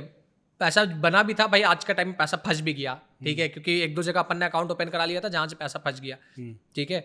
वो भी हुआ हम लोगों के साथ, और ये एक पूरा ऐसे जर्नी चलते रहा, ठीक है। और ऐसा मैं आपको जैसे अभी स्टोरी में सुनाया ना, आपको बहुत स्मूथ लगा होगा, बहुत डिटेल में जाऊंगा, बहुत लंबा हो जाएगा, बहुत अप्स एंड डाउन्स रहा, ठीक है। मैंने जब यूट्यूब चैनल बेचा ना, 11,000 रुपया मिला था। 11,000 रुपये से मैंने पहला बार जगन्नाथपुरी में, मैं उस समय पहला बार गया था, मैं होटल में बैठ के ट्रेड कर रहा। यूट्यूब चैनल मैंने बेचा, 11,000 रुपया मिला, मैंने ट्रेड किया, ठीक है। इतना मार्केट का एडिक्शन बुरा है ना, वो ट्रेड करने के दौरान मेरे दिमाग में आया ना, अरे यार 11,000 को चलो आज मिनिमम 20,000 बनाते, ट्रिप का पैसा निकालते और मम्मी को दिखाऊंगा कि अरे ट्रिप का पैसा निकल गया, ठीक है। मेरी मम्मी लोग जगन्नाथ जी का दर्शन करने गए, मैं बेवकूफ़ आदमी उतना अच्छा जगह में भी जाके मैं सोच रहा हूँ नहीं ट्रेड करूंगा, मैं ट्रेडिंग करना स्टार्ट किया।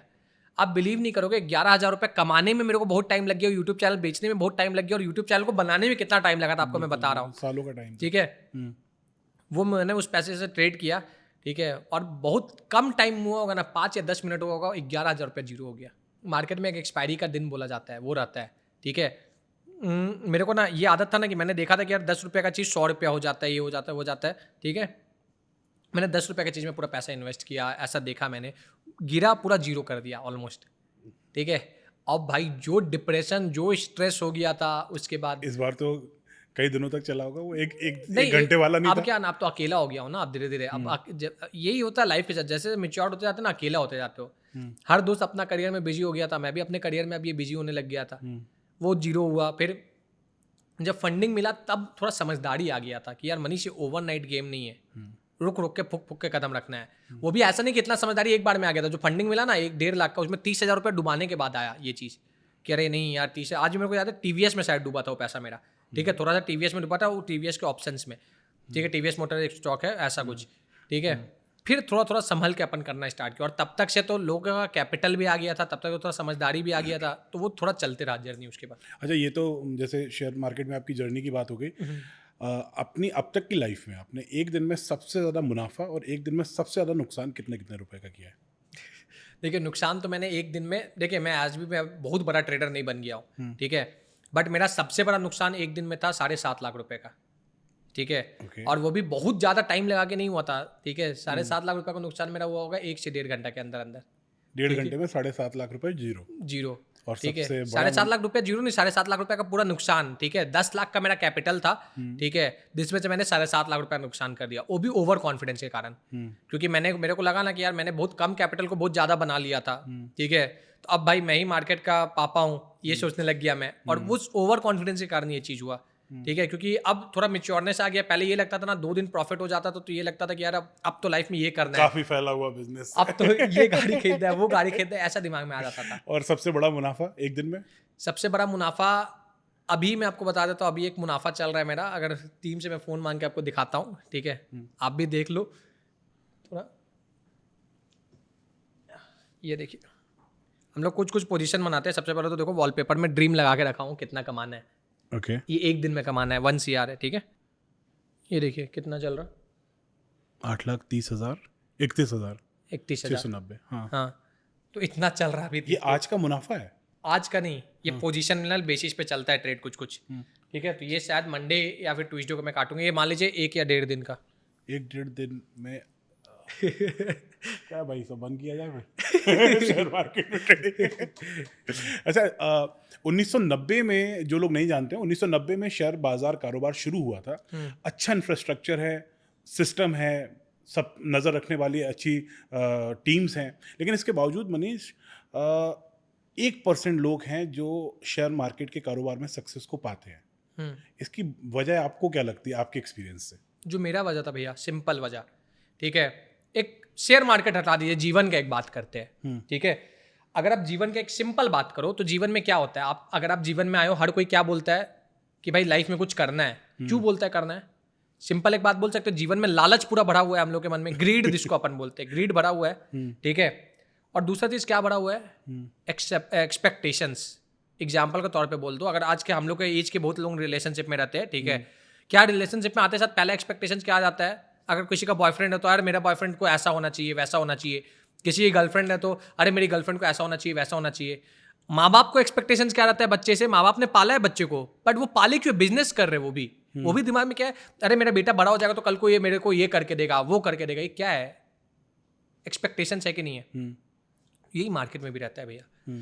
फर्स्ट डे हम लोग मार्केट में आते हैं और फर्स्ट डे वो एक्सपेक्टेशंस रहता है कि यार आज हम लोगों को जीवन में कि यार आज तो मैं 10,000 रुपये कमाऊंगा, आज तो मैं ये करूंगा, और ये ग्रीड है हम लोग का। और उल्टा हम लोग मार्केट से एक्सपेक्ट कर रहे हैं कि अरे मार्केट तो मेरे को कमा के दे देगा, ठीक है। इसको कोई हटा नहीं सकता है कोई। हम लोग साधु संत है क्या? आज आप ये पॉडकास्ट कर रहे हो, जीवन में कुछ करना है, मोटिव है, वो पॉडकास्ट कर रहे हो, और वो करने का मोटिव कहीं ना कहीं लालच से जुड़ा हुआ है, ठीक है। मतलब सबका कहीं ना कहीं तो कुछ ना कुछ लक्ष्य है। अरे सिंपल मैं आपको बोल रहा हूँ, श्री कृष्ण ने भी बोला ना, अर्जुन ने जब श्री कृष्ण ने पूछा था कि यार तब तो माँ बाप भी जो अपने बच्चों को पाल रहे हैं, ठीक है, उनसे वो अपेक्षाएं कर रहे हैं कि बड़े होंगे तो उनको पालेंगे, तो क्या वो भी गलत है? तो श्री कृष्ण ने साफ बोला है, हाँ वो भी गलत है, वो व्यापार तो ही ना कर रहे हैं। अगर उनको अपने परवरिश में भरोसा है तो उनको ये अपेक्षाएं आनी ही नहीं चाहिए, ठीक है।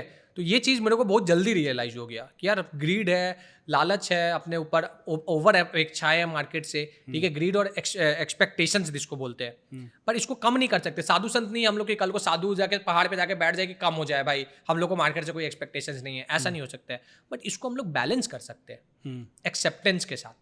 एक्सेप्ट करो, जैसे मैं आपको बता रहा हूँ, आज मैं आपके साथ पॉडकास्ट में बैठा हूँ, मेरे को अपने अंदर बहुत अच्छा लग रहा है, मैं फिट हूँ, 105 kg का मैं हो गया था थोड़े टाइम पहले तक। मैं स्क्रीन के सामने खड़ा होकर पढ़ाता था, मेरे को अच्छा नहीं लगता था, ठीक है, मेरे को बहुत सारा चीज़ अपने में कमी दिखने लग गया था। मेरे को दिखने लग गया था भाई मैं डिप्रेशन में जा रहा हूँ, मेरा ट्रेड अच्छा नहीं जा रहा है। मेरे को दिखने लग गया था मेरे हेल्थ की वजह से मैंने 2 चलता बिजनेस बंद कर दिया था। बट मैंने उसको एक्सेप्ट किया, मैंने अपने अंदर काम किया, आज 90 किलो का हो चुका हूँ, ठीक है। तो अब मेरे को अपने अंदर फिटनेस दिख रहा है, मेरे को एनर्जी दिख रहा। आज अगर कोई मेरे से बात करेगा ना तो मेरे को, मैं कॉन्फिडेंटली 5 घंटे खड़े होकर क्लास ले सकता हूँ आज के दिन पे, ठीक है। ये एक्सेप्टेंस से होता है और वो एक्सेप्टेंस लोगों में नहीं है। मतलब पहले दिन जो अमीर बनना है उसकी वजह से लोग जल्दी नुकसान ले रहे हैं। पहले दिन अमीर बनने का नहीं, लोग खाली अमीर बनने आए हैं, खाली अच्छा दिन देखने आए हैं। इसी के लिए लोग कभी बुरा दिन नहीं देखने आए हैं। जीवन है भाई, तो किसी दिन डाउन होगा, किसी दिन अप होगा, और जिस दिन डाउन होगा ना उस दिन लोग छोड़ के चले जाते हैं। अगर डाउन में जो लोग टिक जाता है ना, वो अप का भी मजा ले पाता है। ये बस कहावत है जो हम लोग को समझ नहीं आता है मार्केट का। तो देखिए, अच्छे और बुरे दिन का तो गणित सब जानते ही हैं, लेकिन मनीष एक चीज़ और अगर हम देखें पीछे कि पिछले 2-3 सालों में बहुत सारी ऐप्स आ गई हैं जो चाहती हैं, जो लोगों से बोल रही हैं कि शेयर बाज़ार में आइए। इसके साथ में एक और अगर हम पॉइंट देखें तो वो ये है कि जो फाइनेंस के जो इन्फ्लुएंसर्स हैं, फिन इन्फ्लुएंसर्स जिनको हम फिन बोलते हैं, इन्फ्लुएंसर्स, तो जो फिन इन्फ्लुएंसर्स हैं, क्या वो भी जो लोगों का क्रेज़ बढ़ रहा है शेयर मार्केट में आने का, उसके पीछे की एक वजह है? डेफिनेटली वजह है भैया। आज के टाइम में ना, ये कोविड, हम लोग बोलते हैं कोविड वाला बैच, ठीक है, कोविड वाला बैच, हाँ, ठीक है, एक वर्ड यूज करूंगा शायद खराब लग जाए, नल्ला बैच बन चुका है। क्यों? मेहनत नहीं करना चाह रहे भैया। आजकल लोग, क्यों स्टॉक मार्केट में आपने देखा है ना, अभी हाल फिलहाल में बहुत तेजी से नंबर बढ़ा। क्यों नंबर बढ़ा? क्योंकि आप किसी से पूछो भाई स्टॉक मार्केट में क्यों आयो, सर फ्रीडम चाहिए। स्टॉक मार्केट में क्यों आया, सर फ्रीडम चाहिए, ठीक है। भाई मैं पूछता हूँ फ्रीडम क्या होता है आपके लिए, ठीक है। अरे सर मैं कहीं पे भी घूमने जा पाऊँ, ठीक है, कभी भी जा पाऊँ, ठीक है, नहीं जा पाता है भैया। मैं आपको फैक्ट बता रहा हूँ, लोग जो स्टॉक मार्केट में है ना, वो बोलता है भाई मेरे को फ्रीडम चाहिए। वो स्टॉक मार्केट में ऐसे घूमते फिरते रहेंगे, बोलेंगे कि भाई मैं आज ट्रेड करूंगा, मेरे को फ्रीडम चाहिए, तो मैं ट्रेडर बन गया हूँ। बट उनको फ्रीडम कभी नहीं मिलता है। आप बोलोगे ऐसा क्यों? आपको लगता है ना कि लोग जो आज मार्केट में बैठे ना, मार्केट बंद भी हो जाता है ना, वो मार्केट को ऐसे रिफ्रेश करके देख रहे हैं, घूमने गए कहीं पे, ठीक है, वहां पे भी देख रहे, ठीक है। मीम चलता है इंस्टाग्राम में, कह रहे सैटरडे संडे मार्केट बंद है तो ट्रेडर के पास जीवन में करने के लिए कुछ है नहीं। तो मेरे को इससे वाहियात स्टेटमेंट कुछ नहीं लगता है भाई। अगर आपके पास जीवन में कुछ करने के लिए है नहीं तो आप ट्रेडर बनोगे कैसे? Stock market is a expensive career, ये लोग समझ नहीं रहे, ठीक है। और ये लोग क्यों नहीं समझ रहे? क्योंकि सोशल मीडिया बहुत बढ़ चुका है। आज आप मेरे से बात करो, एग्जाम्पल मैं आपको देता हूँ, ठीक है। मेरे फ्रेंड से भी मेरा बात हुआ था, हम लोग ना बस ऐसे बात कर रहे थे कि अरे यार ये तो सोशल मीडिया में किसी भी चीज़ को हाइप कर दिया जाता है। मैं और मेरा दोस्त ना बात कर रहे थे एक दिन आम आदमी पार्टी से रिलेटेड।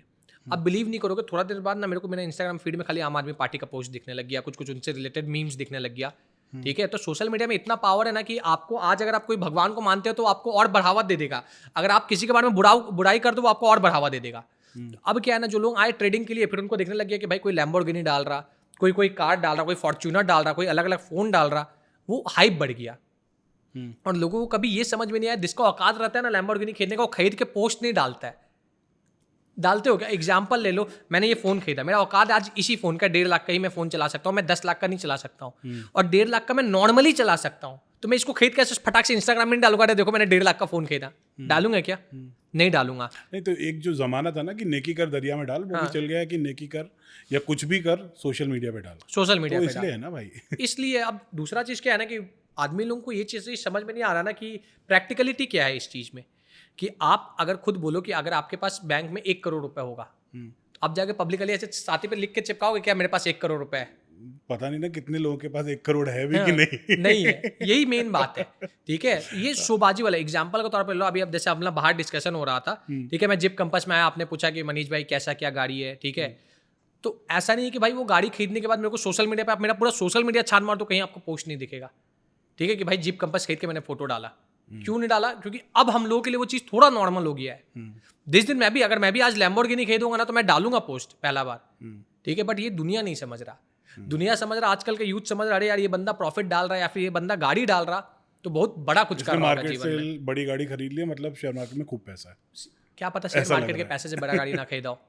अच्छा। ये भी होता है, मैं जेन्युइनली बात बता रहा हूँ। ऐसा देखिए, कुछ भी बात मैं आपके साथ अगर कर रहा हूँ तो कोई भी चीज़ छुपा के नहीं करूँगा।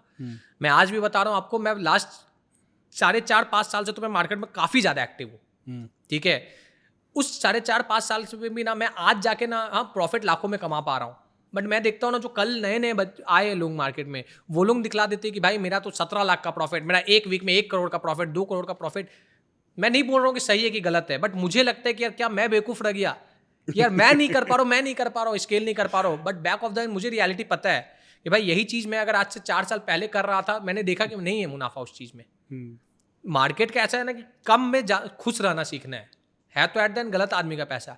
मैं भी डिप्रेस्ड हो जाता हूँ कई बार। मैंने एक बार अपने फादर को डिप्रेस्ड होकर बोला कि अरे यार पापा, थोड़ा पहले का बात है, मैं तो 30-40 हज़ार रुपये ही कमा पा रहा हूँ, ठीक है। तो पापा हंसे और पर डे या पर मंथ? ये वीक का बात था, ठीक है। तो पापा मेरे को हंसे और बोले कि बेटा भूल गया क्या वो दिन, ठीक है। मैं तो पूरा महीना काम करता हूँ तो 12,000 रुपये कमाता हूँ। एक बार आंख बंद करना और सोचना, जो बगल में धोबी बैठा है ना, वो दिन भर काम करेगा ना तो 500 रुपये का धंधा नहीं कर पाता है, ठीक है। हम लोग उससे पानी पूरी जस्ट खा के आए थे, ठीक है। जो पानी पूरी वाला है ना, अगर तुम उसको आज 1,000 रुपये का अगर उसका गल्ला हो जाता ना, वो खुश हो जाता। तो इंसान को ये चीज़ सीखना है, जो कमा रहा ना पहले उसमें खुश रहना सीखो, तब जाके आगे मिलेगा। तो अब ना धीरे धीरे वो स्टेबिलिटी आ गया है। मैं ऑब्वियसली आपको बोल रहा हूँ, ये जो सोशल मीडिया का ग्रोथ बढ़ा है, ये लोगों को प्रोत्साहित तो कर रहा है, ठीक है। और वो करना भी चाहिए। मैं चाह रहा हूँ भारत ग्रो करे, वो प्रोत्साहित करेगा तो करेगा। बट लोग गलत कर रहे हैं। Share market, stock market is a expensive career. और अगर आपको स्टॉक मार्केट में आना है, आपके पास अलग अलग इनकम सोर्स होना चाहिए कि आप मार्केट में आ पाओ और उस पैसा को डाल पाओ। अगर वो पैसा नुकसान होगा तो आप दोबारा डाल पाओ। और मैंने भी ये बात सुनी हुई है कि अगर आप शेयर मार्केट में उतरना चाह रहे हैं तो ये उम्मीद तो बिल्कुल भी ना रखें कि बिना घाटे के आप इस कारोबार को समझ जाएंगे। अच्छा, मैंने आपके कुछ पुराने वीडियोस देखे हैं।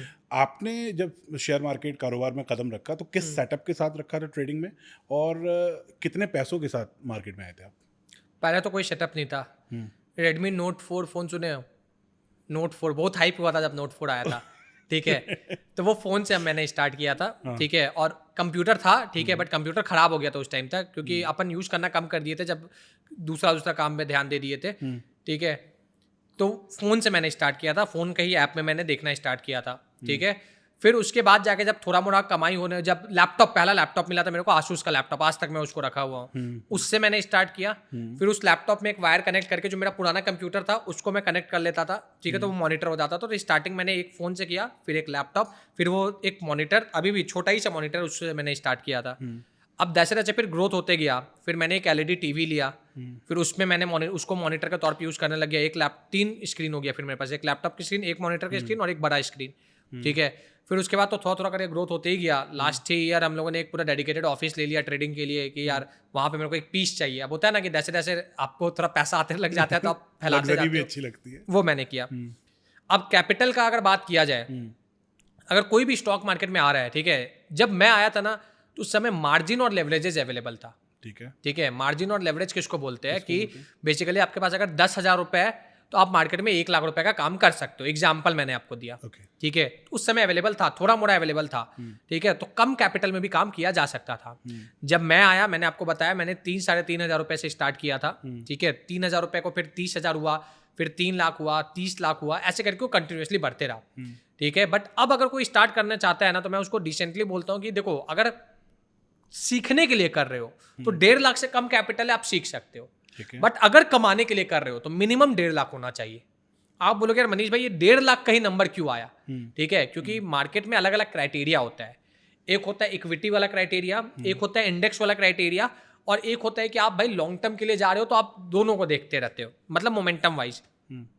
तो अगर किसी को मोमेंटमली करना है, जो मैं बिलीव करता हूं पैसा उसी में है कि आप किसी ट्रेड को लो, उसको थोड़ा 2-3 दिन वॉच करो, रुको, तब उसमें पैसा बनता है। तो उसमें ऑन एन एवरेज 1.5 लाख रुपए रहता है ना, तो आदमी पेशेंस के साथ हाँ भाई लाख रुपए से रिस्क लेते रहता है। और अगर उस लाख रुपए में कुछ नुकसान होता है तो 50,000 रुपए सेफ्टी फंड है, वो आपको हेल्प करता है उसको रिचार्ज करने में बार बार, ठीक है। एग्जाम्पल के तौर पर अगर मैं आपको बताऊं, अगर आपके पास 1.5 लाख रुपए है, मान लो चलो 1.5 लाख बैठा मैं बोल रहा हूँ 1 लाख रुपए, ठीक है। एग्जाम्पल बहुत अच्छा एग्जाम्पल देता हूँ आपको, थोड़ा गणित समझिएगा। 1 लाख रुपए आपके पास, ठीक है। उस 1 लाख रुपए में से आप 2 भाग में डिवाइड कर दिए, 50-50 नहीं 50-50 नहीं करना है, एक करना है 70, एक करना है 30। 30 आपका हो गया इमरजेंसी फंड, 70 हो गया आपका ट्रेडिंग कैपिटल। अब उस 70,000 में से अगर आपने देखा, ठीक है, कि आपका वीक में एक ट्रेडर्स का रूल होता है कि एक वीक में 2 ट्रेड और पर ट्रेड 2% रिक्शा डे। ठीक है, ठीक है, अगर आप ट्रेड ले रहे हो, आप एक दिन में 2 ही ट्रेड लोगे। ठीक है, ठीक है, और वो 2 ट्रेड में से एक जो आपका पहला ट्रेड है उसमें 2% का लॉस, दूसरा ट्रेड है उसमें 2% का लॉस। अगर आप मान लो पूरा वीक अगर आपका लॉस होगा ना, तो आपका 9-9.5% का लॉस होता था। ठीक है, ठीक है, मैं आपको बता रहा हूँ। आप बोलेगा मनीष भाई 9-9.5% का कैसे? मंडे को अगर 2% लॉस हुआ तो कितना हो गया? 4%। ट्यूसडे को हुआ तो 4%। वेडनेसडे को तो 9% से ज्यादा हो गया। हाँ ज़्यादा तो 9% क्यों बोल रहे हो आप? इसमें एक और मैंने रूल ऐड किया था, 2% लॉस पर डे, और if back to back 3 stop loss hit हो जाता है, 3 स्टॉप लॉस मतलब 3 दिन लगातार 3 ट्रेड में लगातार लॉस हो जाएगा, तो एक दिन मैं वीक में ब्रेक लूंगा। मतलब दूसरा दिन, मान लीजिए मंडे को मेरा लॉस हो गया 2 ट्रेड में, ट्यूसडे को एक ट्रेड में 10 ही लॉस हुआ, मेरा 3 लॉस हो गया, टोटल परसेंट वाइज 6% हो गया। ठीक है, ठीक है, मैं चौथा वेडनेसडे को ट्रेड नहीं करूंगा। ओके, ठीक है, मैं अब थर्सडे को ट्रेड करना है, अगर थर्सडे को भी सेम लॉस हो गया तो मैं फिर ट्रेड नहीं करूंगा। ठीक है, इस और वीक के लिए हो गया। इस वीक के लिए हो गया। अब मेरे को बाय डिफॉल्ट सैटरडे संडे का ब्रेक भी मिल जाएगा, फिर मैं फ्रेश आके स्टार्ट करूंगा। ओके, अब वो तो 30,000 रुपये जो मैंने इमरजेंसी फंड निकलवा के रखा था ना, वो दोबारा मैं रिचार्ज करूंगा, क्योंकि वो 70,000 रुपये घट के मान लीजिए हो जाता है 61,000 रुपीज लॉस होने के बाद लगातार। अब वो 61 पे मैं ट्रेड नहीं करूंगा, मैं दोबारा उस 30,000 में से इसको रिचार्ज करूंगा, दोबारा 70,000 बनाऊंगा, फिर ट्रेड करना यानी स्टार्ट 9,000 डालेंगे। फिर 9,000 डालूंगा। वो इमरजेंसी फंड मेरे को क्या हेल्प कर देगा? 4 या 5 बार मेरे कैपिटल को रिचार्ज कर देगा। अगर यार मैं 4 या 5 बार रिचार्ज करने के बाद भी नहीं कर पा रहा हूँ, यानी मेरा ट्रेडिंग स्टाइल गलत है, मेरे को सीखने की जरूरत है, तो मैं अभी 70,000 से भी ट्रेड ना करूँ, मैं उसको हटाऊं, मैं 5,000 रुपये से नॉर्मल काम करूँ।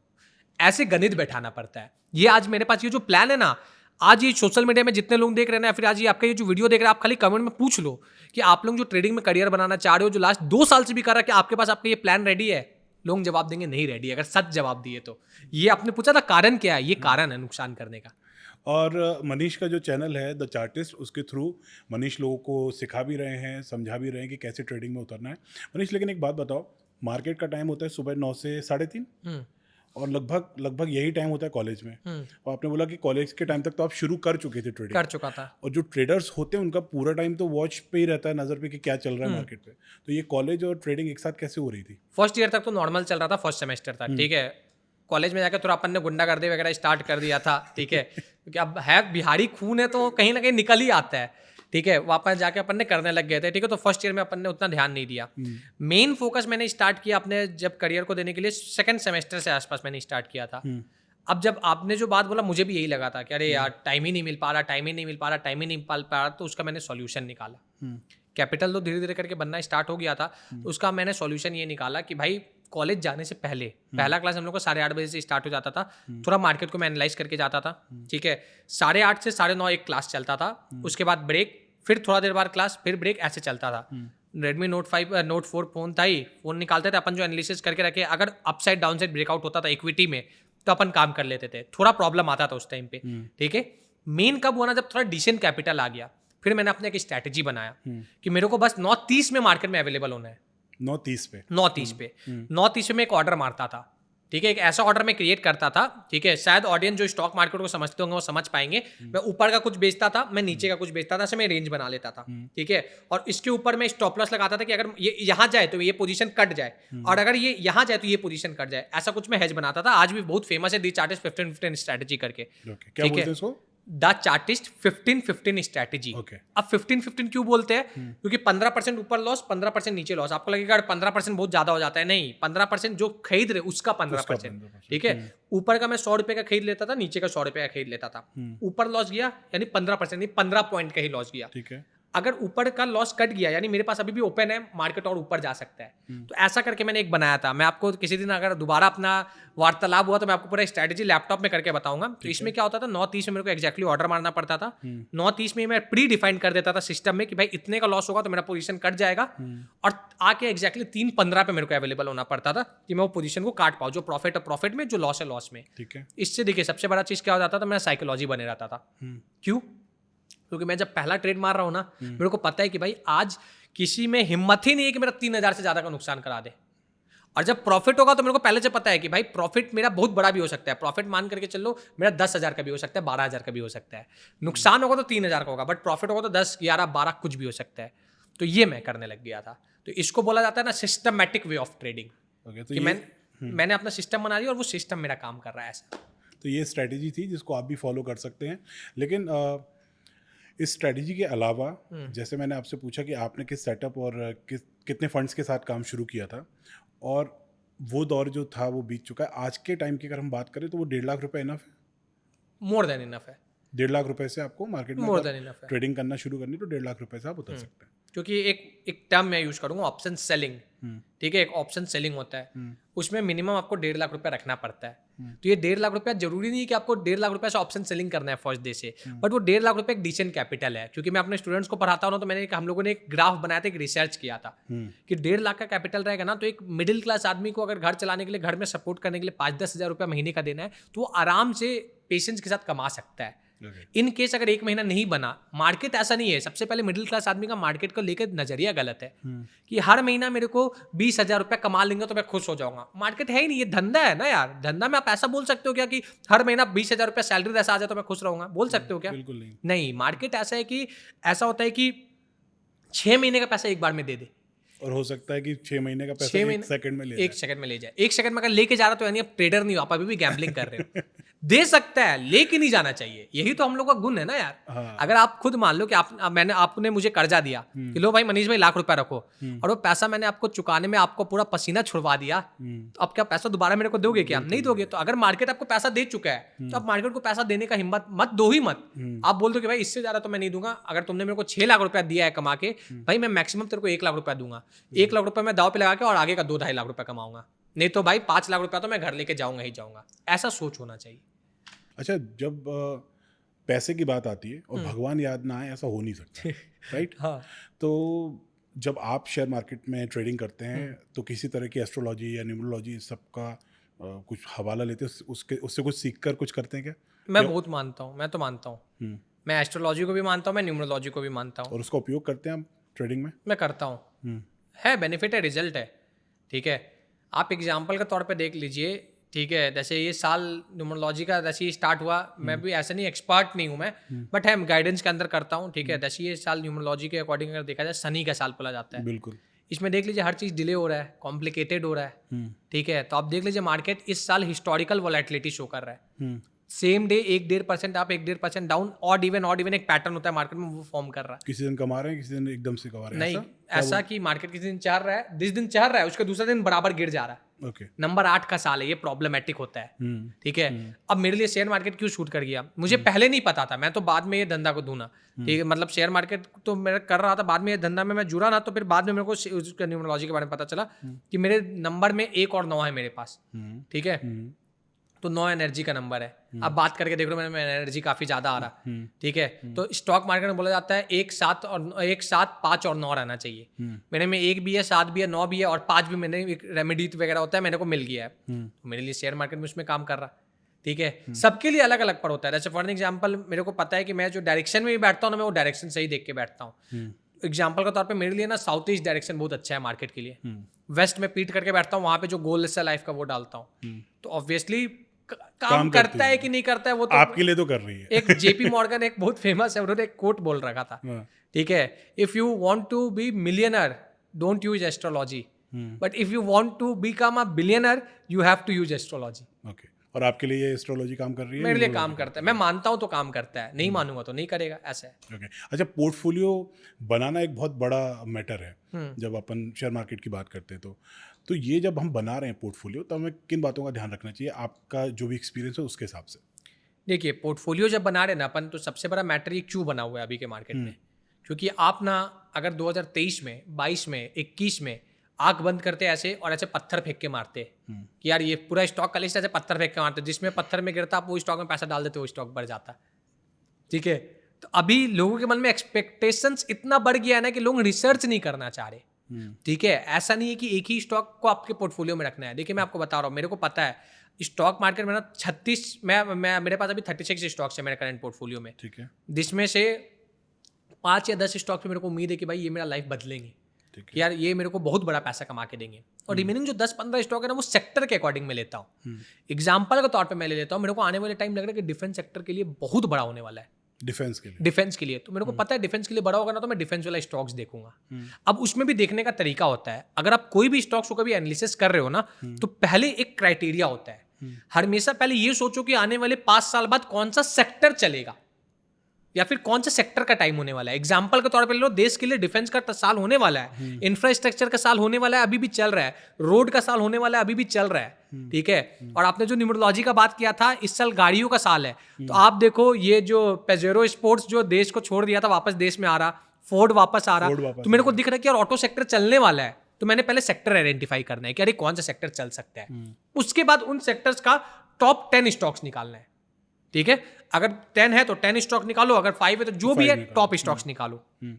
फिर उसमें क्राइटेरिया होता है, स्टॉक्स को 3 क्राइटेरिया में डिवाइड किया जाता है, मिड कैप, स्मॉल कैप और लार्ज कैप। मिड कैप किसको बोलते हैं, जो बीच वाले स्टॉक्स है, जिनका मार्केट कैप 20,000 करोड़ से लेके कुछ एक स्पेसिफिक नंबर होता है वहां तक हो, ठीक है। जिनका 5,000 करोड़ से 20,000 करोड़ तक का जो स्टॉक होता है ना, उसको मिड कैप बोलते हैं। 20,000 करोड़ से जो ज्यादा का होता है उसको लार्ज कैप बोलते हैं, और 5,000 करोड़ से जो कम होता है उसको स्मॉल कैप बोलते हैं। फिर एक क्राइटेरिया आता है कि आपका वो 10 लिस्ट निकला, मैं अपने अकॉर्डिंग ये करता हूँ। अब उस 10 लिस्ट में से आपके एज के ऊपर भी डिपेंड करता है। मैं मानता हूँ, आप बोलोगे एज कहाँ से आ गया मनीष भाई, इसमें एक एग्जांपल ले लीजिए। आप बताइए आपका एज आज के टाइम में जो भी होगा, आप मेरे से बड़े हो, 10 साल बड़े हो गए या फिर 5 साल बड़े हो गए, तो आपका रिस्क टेकिंग एपेटाइट थोड़ा कम होगा। मेरा रिस्क टेकिंग एपेटाइट थोड़ा ज्यादा है, तो मैं देखता हूँ कौन सा स्मॉल कैप स्टॉक जिनका मार्केट कैप आज के टाइम में 5 करोड़, 10 करोड़, 4 करोड़ है, ठीक है, तो आज मैं उनमें पैसा लगाना पसंद करता हूँ। फंडामेंटल्स में उनका देखता हूँ, उनमें पैसा लगाना पसंद करता हूँ, क्योंकि वो स्टॉक्स है ना जो आगे चल के मल्टी बैगर बनते हैं। मल्टी बैगर मतलब वो स्टॉक्स है जो आज 4,000 करोड़ का उनका मार्केट कैप, उनका शेयर प्राइस 100 रुपये में ट्रेड कर रहा है, क्या पता उन्हीं का शेयर प्राइस कल को 10,000 में ट्रेड करे। बेस्ट एग्जाम्पल मैं आपको दे देता हूँ आज की इस पॉडकास्ट में, एस करके एक स्टॉक था, ठीक है, वो आप देख लो। ग्लोबल बस करके एक स्टॉक था, थोड़े टाइम पहले 200 रुपये में ट्रेड कर रहा था, आज के टाइम में वो स्टॉक 1,300 रुपये का हाई लगा के आ गया, ठीक है। जब स्मॉल कैप और मिड कैप स्टॉक है, इसके अकॉर्डिंग अपन डिसाइड करते हैं। और आप बोलोगे डिसाइड नहीं कर पा रहा हूं तो क्या, तो 33% का रूल यूज कर लो। 33 large cap, 33 mid cap, 33 small cap, ऐसा। तो ये आपका पोर्टफोलियो को बैलेंस करके चलता है। तो ये क्राइटेरिया होता है, पहले सेक्टर ढूंढो, फिर उसका स्टॉक्स ढूंढो, फिर स्टॉक्स को कैटेगरी में डिवाइड करो, फिर फंडामेंटल स्टडी करो कि फंडामेंटली कौन से स्टॉक्स अच्छे हैं, कि प्रमोटर्स उसमें है कि नहीं, जो कंपनी को स्टार्ट किया वो टिके हुए है कि नहीं, कंपनी में ज़्यादा कर्जा तो नहीं है, कंपनी का ROE अच्छा है, कंपनी का ROC अच्छा है। ये सब चीज़ कुछ टेक्निकल शब्द है जो हम लोग फंडामेंटल्स में यूज़ करते हैं, वो ढूंढो, अगर है तो अपन स्टॉक्स में इन्वेस्ट करते हैं। और उसके बाद अपनी एज के हिसाब से अपना पोर्टफोलियो बनाओ। देखिए एज के हिसाब से मैं इसी के लिए बोलता हूँ कि मैं बिलीव करता हूँ कि 40-50 साल के बाद अगर आप पूरा पैसा पोर्टफोलियो में डाल दो तो बेवकूफ़ी है। लाइफ एंजॉय करने का टाइम है, अब लाइफ एंजॉय करो। आप अपने पोतों लोगों के लिए, बेटे लोगों के लिए क्यों छोड़ के जा रहे हो, लाइफ एंजॉय करो। मैं तो ये मानता हूँ, ठीक है। तो सबसे बेस्ट एज होता है कि यार आप एम्प्लॉय हो चुके हो, अगर आपको समझ में आता है तो आप स्टॉक मार्केट में डालो, नहीं समझ में आता आज के टाइम में बहुत सारे म्यूचुअल फंड आ गए, उनमें डालो। अगर उसमें भी नहीं डालना है तो आप भाई ETFs आते हैं, ठीक है, उसमें पैसा डाल दो बस। मनीष, जब मार्केट की बात हम करते हैं, खबरों में अगर हम मार्केट को देखें तो जब भी शेयर बाजार गिरता है तो एक वर्ड अक्सर न्यूज़ में सुनने मिलता है, वो होता है प्रॉफिट बुकिंग लोगों ने की। मुझे तो थोड़ा थोड़ा पता है प्रॉफिट बुकिंग के बारे में, लेकिन जो लोग इसे देख रहे हैं या सुन रहे हैं अगर वो नहीं जानते हैं तो उन्हें बता पाओगे कि क्या होता है ये आसान शब्दों में? एकदम सिंपल एक चीज़ बताता हूँ, नाम है इसका प्रॉफिट बुकिंग, बट खाली प्रॉफिट बुक करने से मार्केट थोड़ी ना गिरेगा। ये लोग आज भी लोगों को बोलते हैं ना प्रॉफिट बुकिंग मतलब क्या, तो लोग ये समझते हैं कि भाई किसी ने 100 रुपये पे किया था, 1,000 रुपये किया, प्रॉफिट बुक किया, मार्केट गिर गया। ऐसा नहीं होता है। प्रॉफिट बुकिंग मेरे को तो बोलना चाहिए सिंपल, इसको बोलना चाहिए बुकिंग हो रहा है मार्केट में, ठीक है। कोई लॉस भी काटता है, कोई प्रॉफिट भी काटता है। जब वो लोग अपना पोजीशन अपर लेवल पे काटते हैं ना, तब भाव नीचे गिरता है। और जब देखो मैं बता रहा हूँ मार्केट का कंडीशन कैसा चलता है, बड़े प्लेयर जो होते हैं ना वो कम दाव पे खरीदते हैं, भाव ऊपर जाता है, वो छोटे प्लेयर्स को लुभाते हैं, छोटे प्लेयर्स ऊपर के भाव पे खरीदते हैं, बड़े प्लेयर्स प्रॉफिट बुक करके निकल जाते हैं, तो वो भाव थोड़ा नीचे आता है। तो जो छोटा प्लेयर 1,000 रुपये में खरीदा था ना, जैसी भाव 800 रुपया वो डर जाता है। बड़ा प्लेयर तो प्रॉफिट बुक किया, छोटा प्लेयर लॉस बुक करके वो भी निकल जाता है, वो भी भागता है, तब एक पैनिक सेलिंग आ जाता है। और आप देखिए लोग ना खरीदते नहीं एक बार में। आप बोलो यार रिलायंस का स्टॉक अच्छा लग रहा, फलाना स्टॉक अच्छा लग रहा, ढिमकाना स्टॉक अच्छा लग रहा, तो लोग खरीदेगा नहीं, लोग सोचेगा। बट आप बोल जैसी मार्केट में हल्का सा न्यूज आ गया ना कि अरे यार ये आग लग गई, फैक्ट्री में ये हो गया तो लोग तुरंत बेच के भागने लगेगा। अरे बच जाता है। लेके होता है कि पेट्रोल कल से महंगा हो सकता है, तो लोग लाइन लगा लेते हैं कि चलो आज ही टैंक फुल करा दो, टैंक फुल कर दो। पर नॉर्मली क्या होता है ना मार्केट में, अगर लोगों को लग जाता है ना कि कोई खराब न्यूज है, तो लोग बेचने के लिए पहले तैयार रहते हैं। उस मौका का बेनिफिट खरीदता कोई नहीं है कभी भी। लोग ये नहीं देखते ना कि अरे कोई न्यूज, मान लीजिए एग्जांपल के तौर पे मैं आपको सिंपल बता रहा हूँ, आप अपने बारे में सोच के देखिए, लोग ना महीने में एक बार स्टॉक खरीदेंगे, एक बार 2 बार खरीदेंगे, बट बेचने का बाद आ जाता है, जैसे कोविड जैसा कुछ आ जाए, हर दिन लोग बेचने के लिए तैयार है, भाई मैं तो हर दिन बेच दूंगा, ये कर दूंगा, वो कर दूंगा, तो बेचने के लिए लोग तुरंत तैयार होते हैं, खरीदने के लिए लोग नहीं तैयार हो पाते। इसलिए प्रॉफिट बुकिंग के चक्कर में लोग बोला जाता है कि मार्केट खराब हो गया। खराब हो गया। तो प्रॉफिट बुकिंग मतलब मैं वही सिंपल आपको बता रहा हूँ, जो बड़े प्लेयर 100 रुपये में खरीदे वो तो 1000 रुपये तक लेके गए, जब वो 1000 रुपये के आसपास आता है ना, तब छोटे प्लेयर चाहते हैं, अरे यार ये 100 का चीज़ 1000 आ गया, चलो मैं भी घुसता हूँ। तो छोटे प्लेयर्स घुसते हैं, बड़े प्लेयर्स को दिख गया छोटे प्लेयर्स घुसते, वो ले आ देते हैं भाव को नीचे। वो 1000 रुपये का चीज़ 500-600 आ जाता है, तो छोटा प्लेयर जो 1000 रुपये में घुसा ना वो डर जाता है। तो बड़ा प्लेयर तो प्रॉफिट बुक कर लिया, छोटा प्लेयर तो लॉस बुक किया, वो लॉस बुक के कारण भी गिरता है। ऐसा गेम चलता है। अच्छा, 5 साल आपको हो गए इसमें काम करते हुए शेयर मार्केट में, अगले 5 सालों में आप इसको किस तरह से देख रहे हैं, और आपके हिसाब से फेवरेट सेक्टर्स कौन से हो सकते हैं जिन पर खेलने की कोशिश करनी चाहिए? देखिए, सबसे पहले तो ये मैं सोच रहा हूँ, मार्केट तो अभी इंडिया को दौड़ आ गया अब तो, ठीक है। ये दौड़ क्यों आ गया, मैं डायलॉग बाजी नहीं करूँगा, एकदम सिंपल एक चीज़ बता रहा हूँ, इंडिया का दौड़ क्यों आ गया, कोई सोच ही नहीं पा रहा। इंडिया एक सेंटर में कंट्री है, ठीक है, इधर चाइना है वर्ल्ड का लार्जेस्ट प्रोड्यूसर, ठीक है, इंडिया, फिर इधर अमेरिका वर्ल्ड का लार्जेस्ट कंज्यूमर, ठीक है, और इंडिया इस पूरे पृथ्वी में एकमात्र देश है जो वर्ल्ड का लार्जेस्ट प्रोड्यूसर भी है, वर्ल्ड का लार्जेस्ट कंज्यूमर भी है। तो इंडिया को ये मौका मिल रहा। दूसरा चीज, अब ना इंडिया का एक दौर क्यों आ गया, क्योंकि लीडरशिप के गद्दी पे कोई एक ऐसा आदमी बैठा है, लोग पागल बोल दे, लोग टाइगर बोल दे, कुछ भी बोल दे, वो फैसला ले रहा है ऐसे ऐसे, ठीक है। तो ये उसका इम्पैक्ट दिख रहा है, ठीक है। आने वाले टाइम के सेक्टर वाइज अगर बात किया जाए, कोई भी देश, आप खाली सिंपल अंदाजा लगा लो, इंडिया में क्या होता है भैया, हर बार वेस्टर्न कल्चर आता है, तो अभी इंडिया का जीडीपी नंबर 4-5 पे चल रहा है, इंडिया का जीडीपी नंबर 3 पे आ गया। अब अगर नंबर 1 पे जाना है, नंबर 2 पे जाना है, तो क्या करना होगा इंडिया को? चाइना और यूएसए से लोग डरता क्यों है? क्योंकि डिफेंस स्ट्रांग है। ऑब्वियस सी बात है, इंडिया को अपना डिफेंस स्ट्रांग करना होगा। दूसरा चीज़, अब अगर इंडिया को और ग्रो करना है तो इंडिया में बाहर का पैसा आएगा, तो बाहर का पैसा इंडिया में थोड़ी ना आएगा कि इंडिया में आ गया, बाहर का पैसा इंडिया के इंफ्रास्ट्रक्चर पे आएगा। कि आईफोन बनाना है तो पहले बिल्डिंग बनाना होगा कि आईफोन जहाँ बन पाए, इंडिया का इंफ्रास्ट्रक्चर बिल्डअप होगा। और अगर इंडिया का इंफ्रास्ट्रक्चर बिल्डअप होगा तो अपने को ये सोचना है कि भाई वहाँ पे लोग आएंगे काम करने के लिए, ठीक है, तो उनका इंफ्रास्ट्रक्चर बिल्डअप होगा, कंजप्शन बढ़ेगा तो एग्रीकल्चर बिल्डअप होगा, लोगों के पास आमदनी बढ़ रहा है तो कार्स का सीन बढ़ रहा है, ठीक है, बैटरी गाड़ी आने वाला है, फलाना गाड़ी आने वाला है, ढिमकाना गाड़ी आने वाला है, कोई भी गाड़ी आ जाए। मैं तो आपसे एक क्वेश्चन पूछ रहा हूँ, लोग बोल रहा है बैटरी गाड़ी आने वाला है, आपके पिताजी भी अगर बजाज स्कूटर एक होगा देखे होंगे, चलाते होंगे उनके टाइम में, उसमें क्या बैटरी नहीं लगता था क्या? उसमें भी बैटरी लगता था। फिर लिथियम आयन बैटरी गाड़ी आया, आने वाले टाइम में हाइड्रोजन गाड़ी आ जाएगा। तो गाड़ी से मतलब नहीं है, एज ए इन्वेस्टर अपने को सोच बदलना है।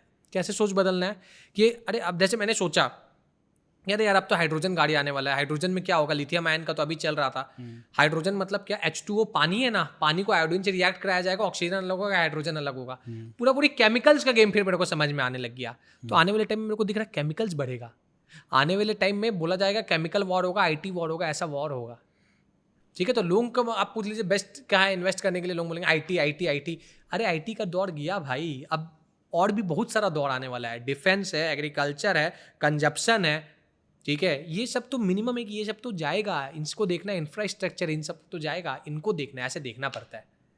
ओके, लास्ट में एक फाइनल सवाल, ओके, जो भी शेयर मार्केट में इस सबको सुनने के बाद उतरना चाह रहे हैं, 5 चीजें जो उन्हें करनी चाहिए, 5 पॉइंट्स जो उन्हें नहीं करने चाहिए। कहीं रैपिड फायर तो नहीं है कि जल्दी जल्दी बोल ये रहा है? रैपिड फायर ही समझ लीजिए।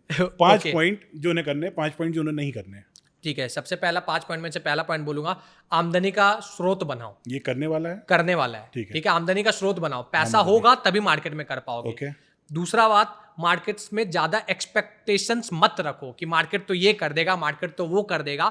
मिनिमम सोच क्या हो कि 2 साल तो देना है हमको, मार्केट को देना है, मार्केट को हम लोगों को कुछ नहीं देना है, ठीक है। तीसरा सबसे इंपॉर्टेंट, ठीक है, छोड़ो सोशल मीडिया, छोड़ो। ऐसा नहीं कि हर दिन रील्स देख रहे हो, रील्स देख के कंट्रोल ही नहीं है ना लोगों में कि रील्स देख के भाई आ जाए, तो सोशल मीडिया छोड़ना होगा, ठीक है।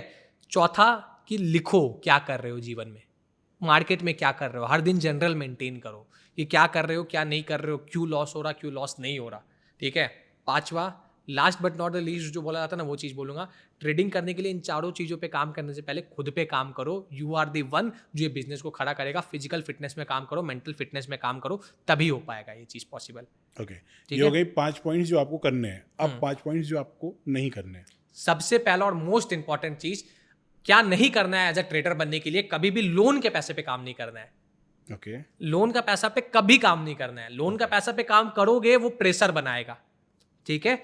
दूसरा चीज जो आदमी लोग समझ ही नहीं पाता है, 10 जगह से जो आदमी बोलता है ना 10 जगह से सीखो, 10 जगह से सीखो, वो सोशल मीडिया उस चीज को खराब कर चुका है।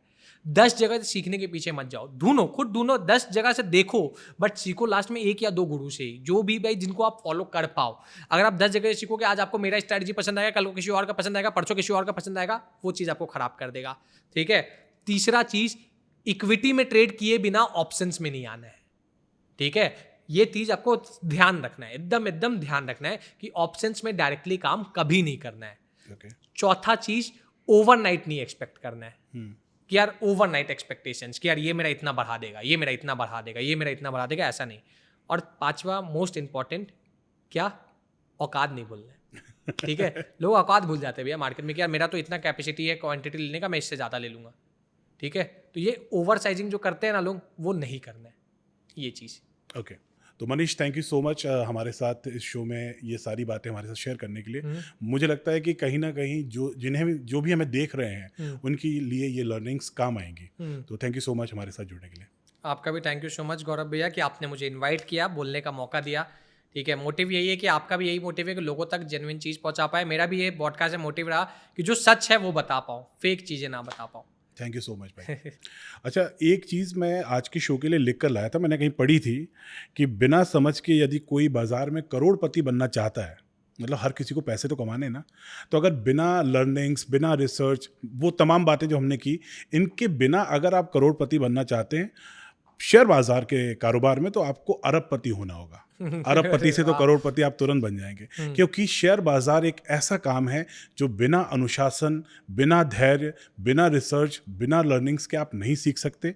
ये एक घाटे का सौदा है तब तक जब तक कि आपकी ज़िंदगी है। ये चलता रहता है, इसमें अच्छे दौर भी आएंगे, बुरे दौर भी आएंगे। और इस शो के ज़रिए हमने ये कोशिश की है, हमारी ये कोशिश है कि आसान शब्दों में हम आपको शेयर बाज़ार समझा पाएँ। उम्मीद करता हूँ कि आज के इस शो से कहीं ना कहीं आपको शेयर मार्केट बाज़ार, इस कारोबार के बारे में नई जानकारियाँ मिली होंगी आसान शब्दों में। और आरजे गौरव टॉक्स में मेरी कोशिश यही है कि उन तमाम मुद्दों पर हम के लिए कई जानकारियाँ लेकर आ पाएँ, आसान भाषा में, आसान शब्दों में, जिन पर आप जानकारी पाना चाहते हैं और आपकी ज़िंदगी में कोई वैल्यू ऐड कर पाएँ, वरना हमारे पॉडकास्ट करने का कोई रीज़न नहीं रह जाएगा। तो हमारे जो सोशल मीडिया हैंडल्स हैं उन पर हमारे साथ जुड़िए।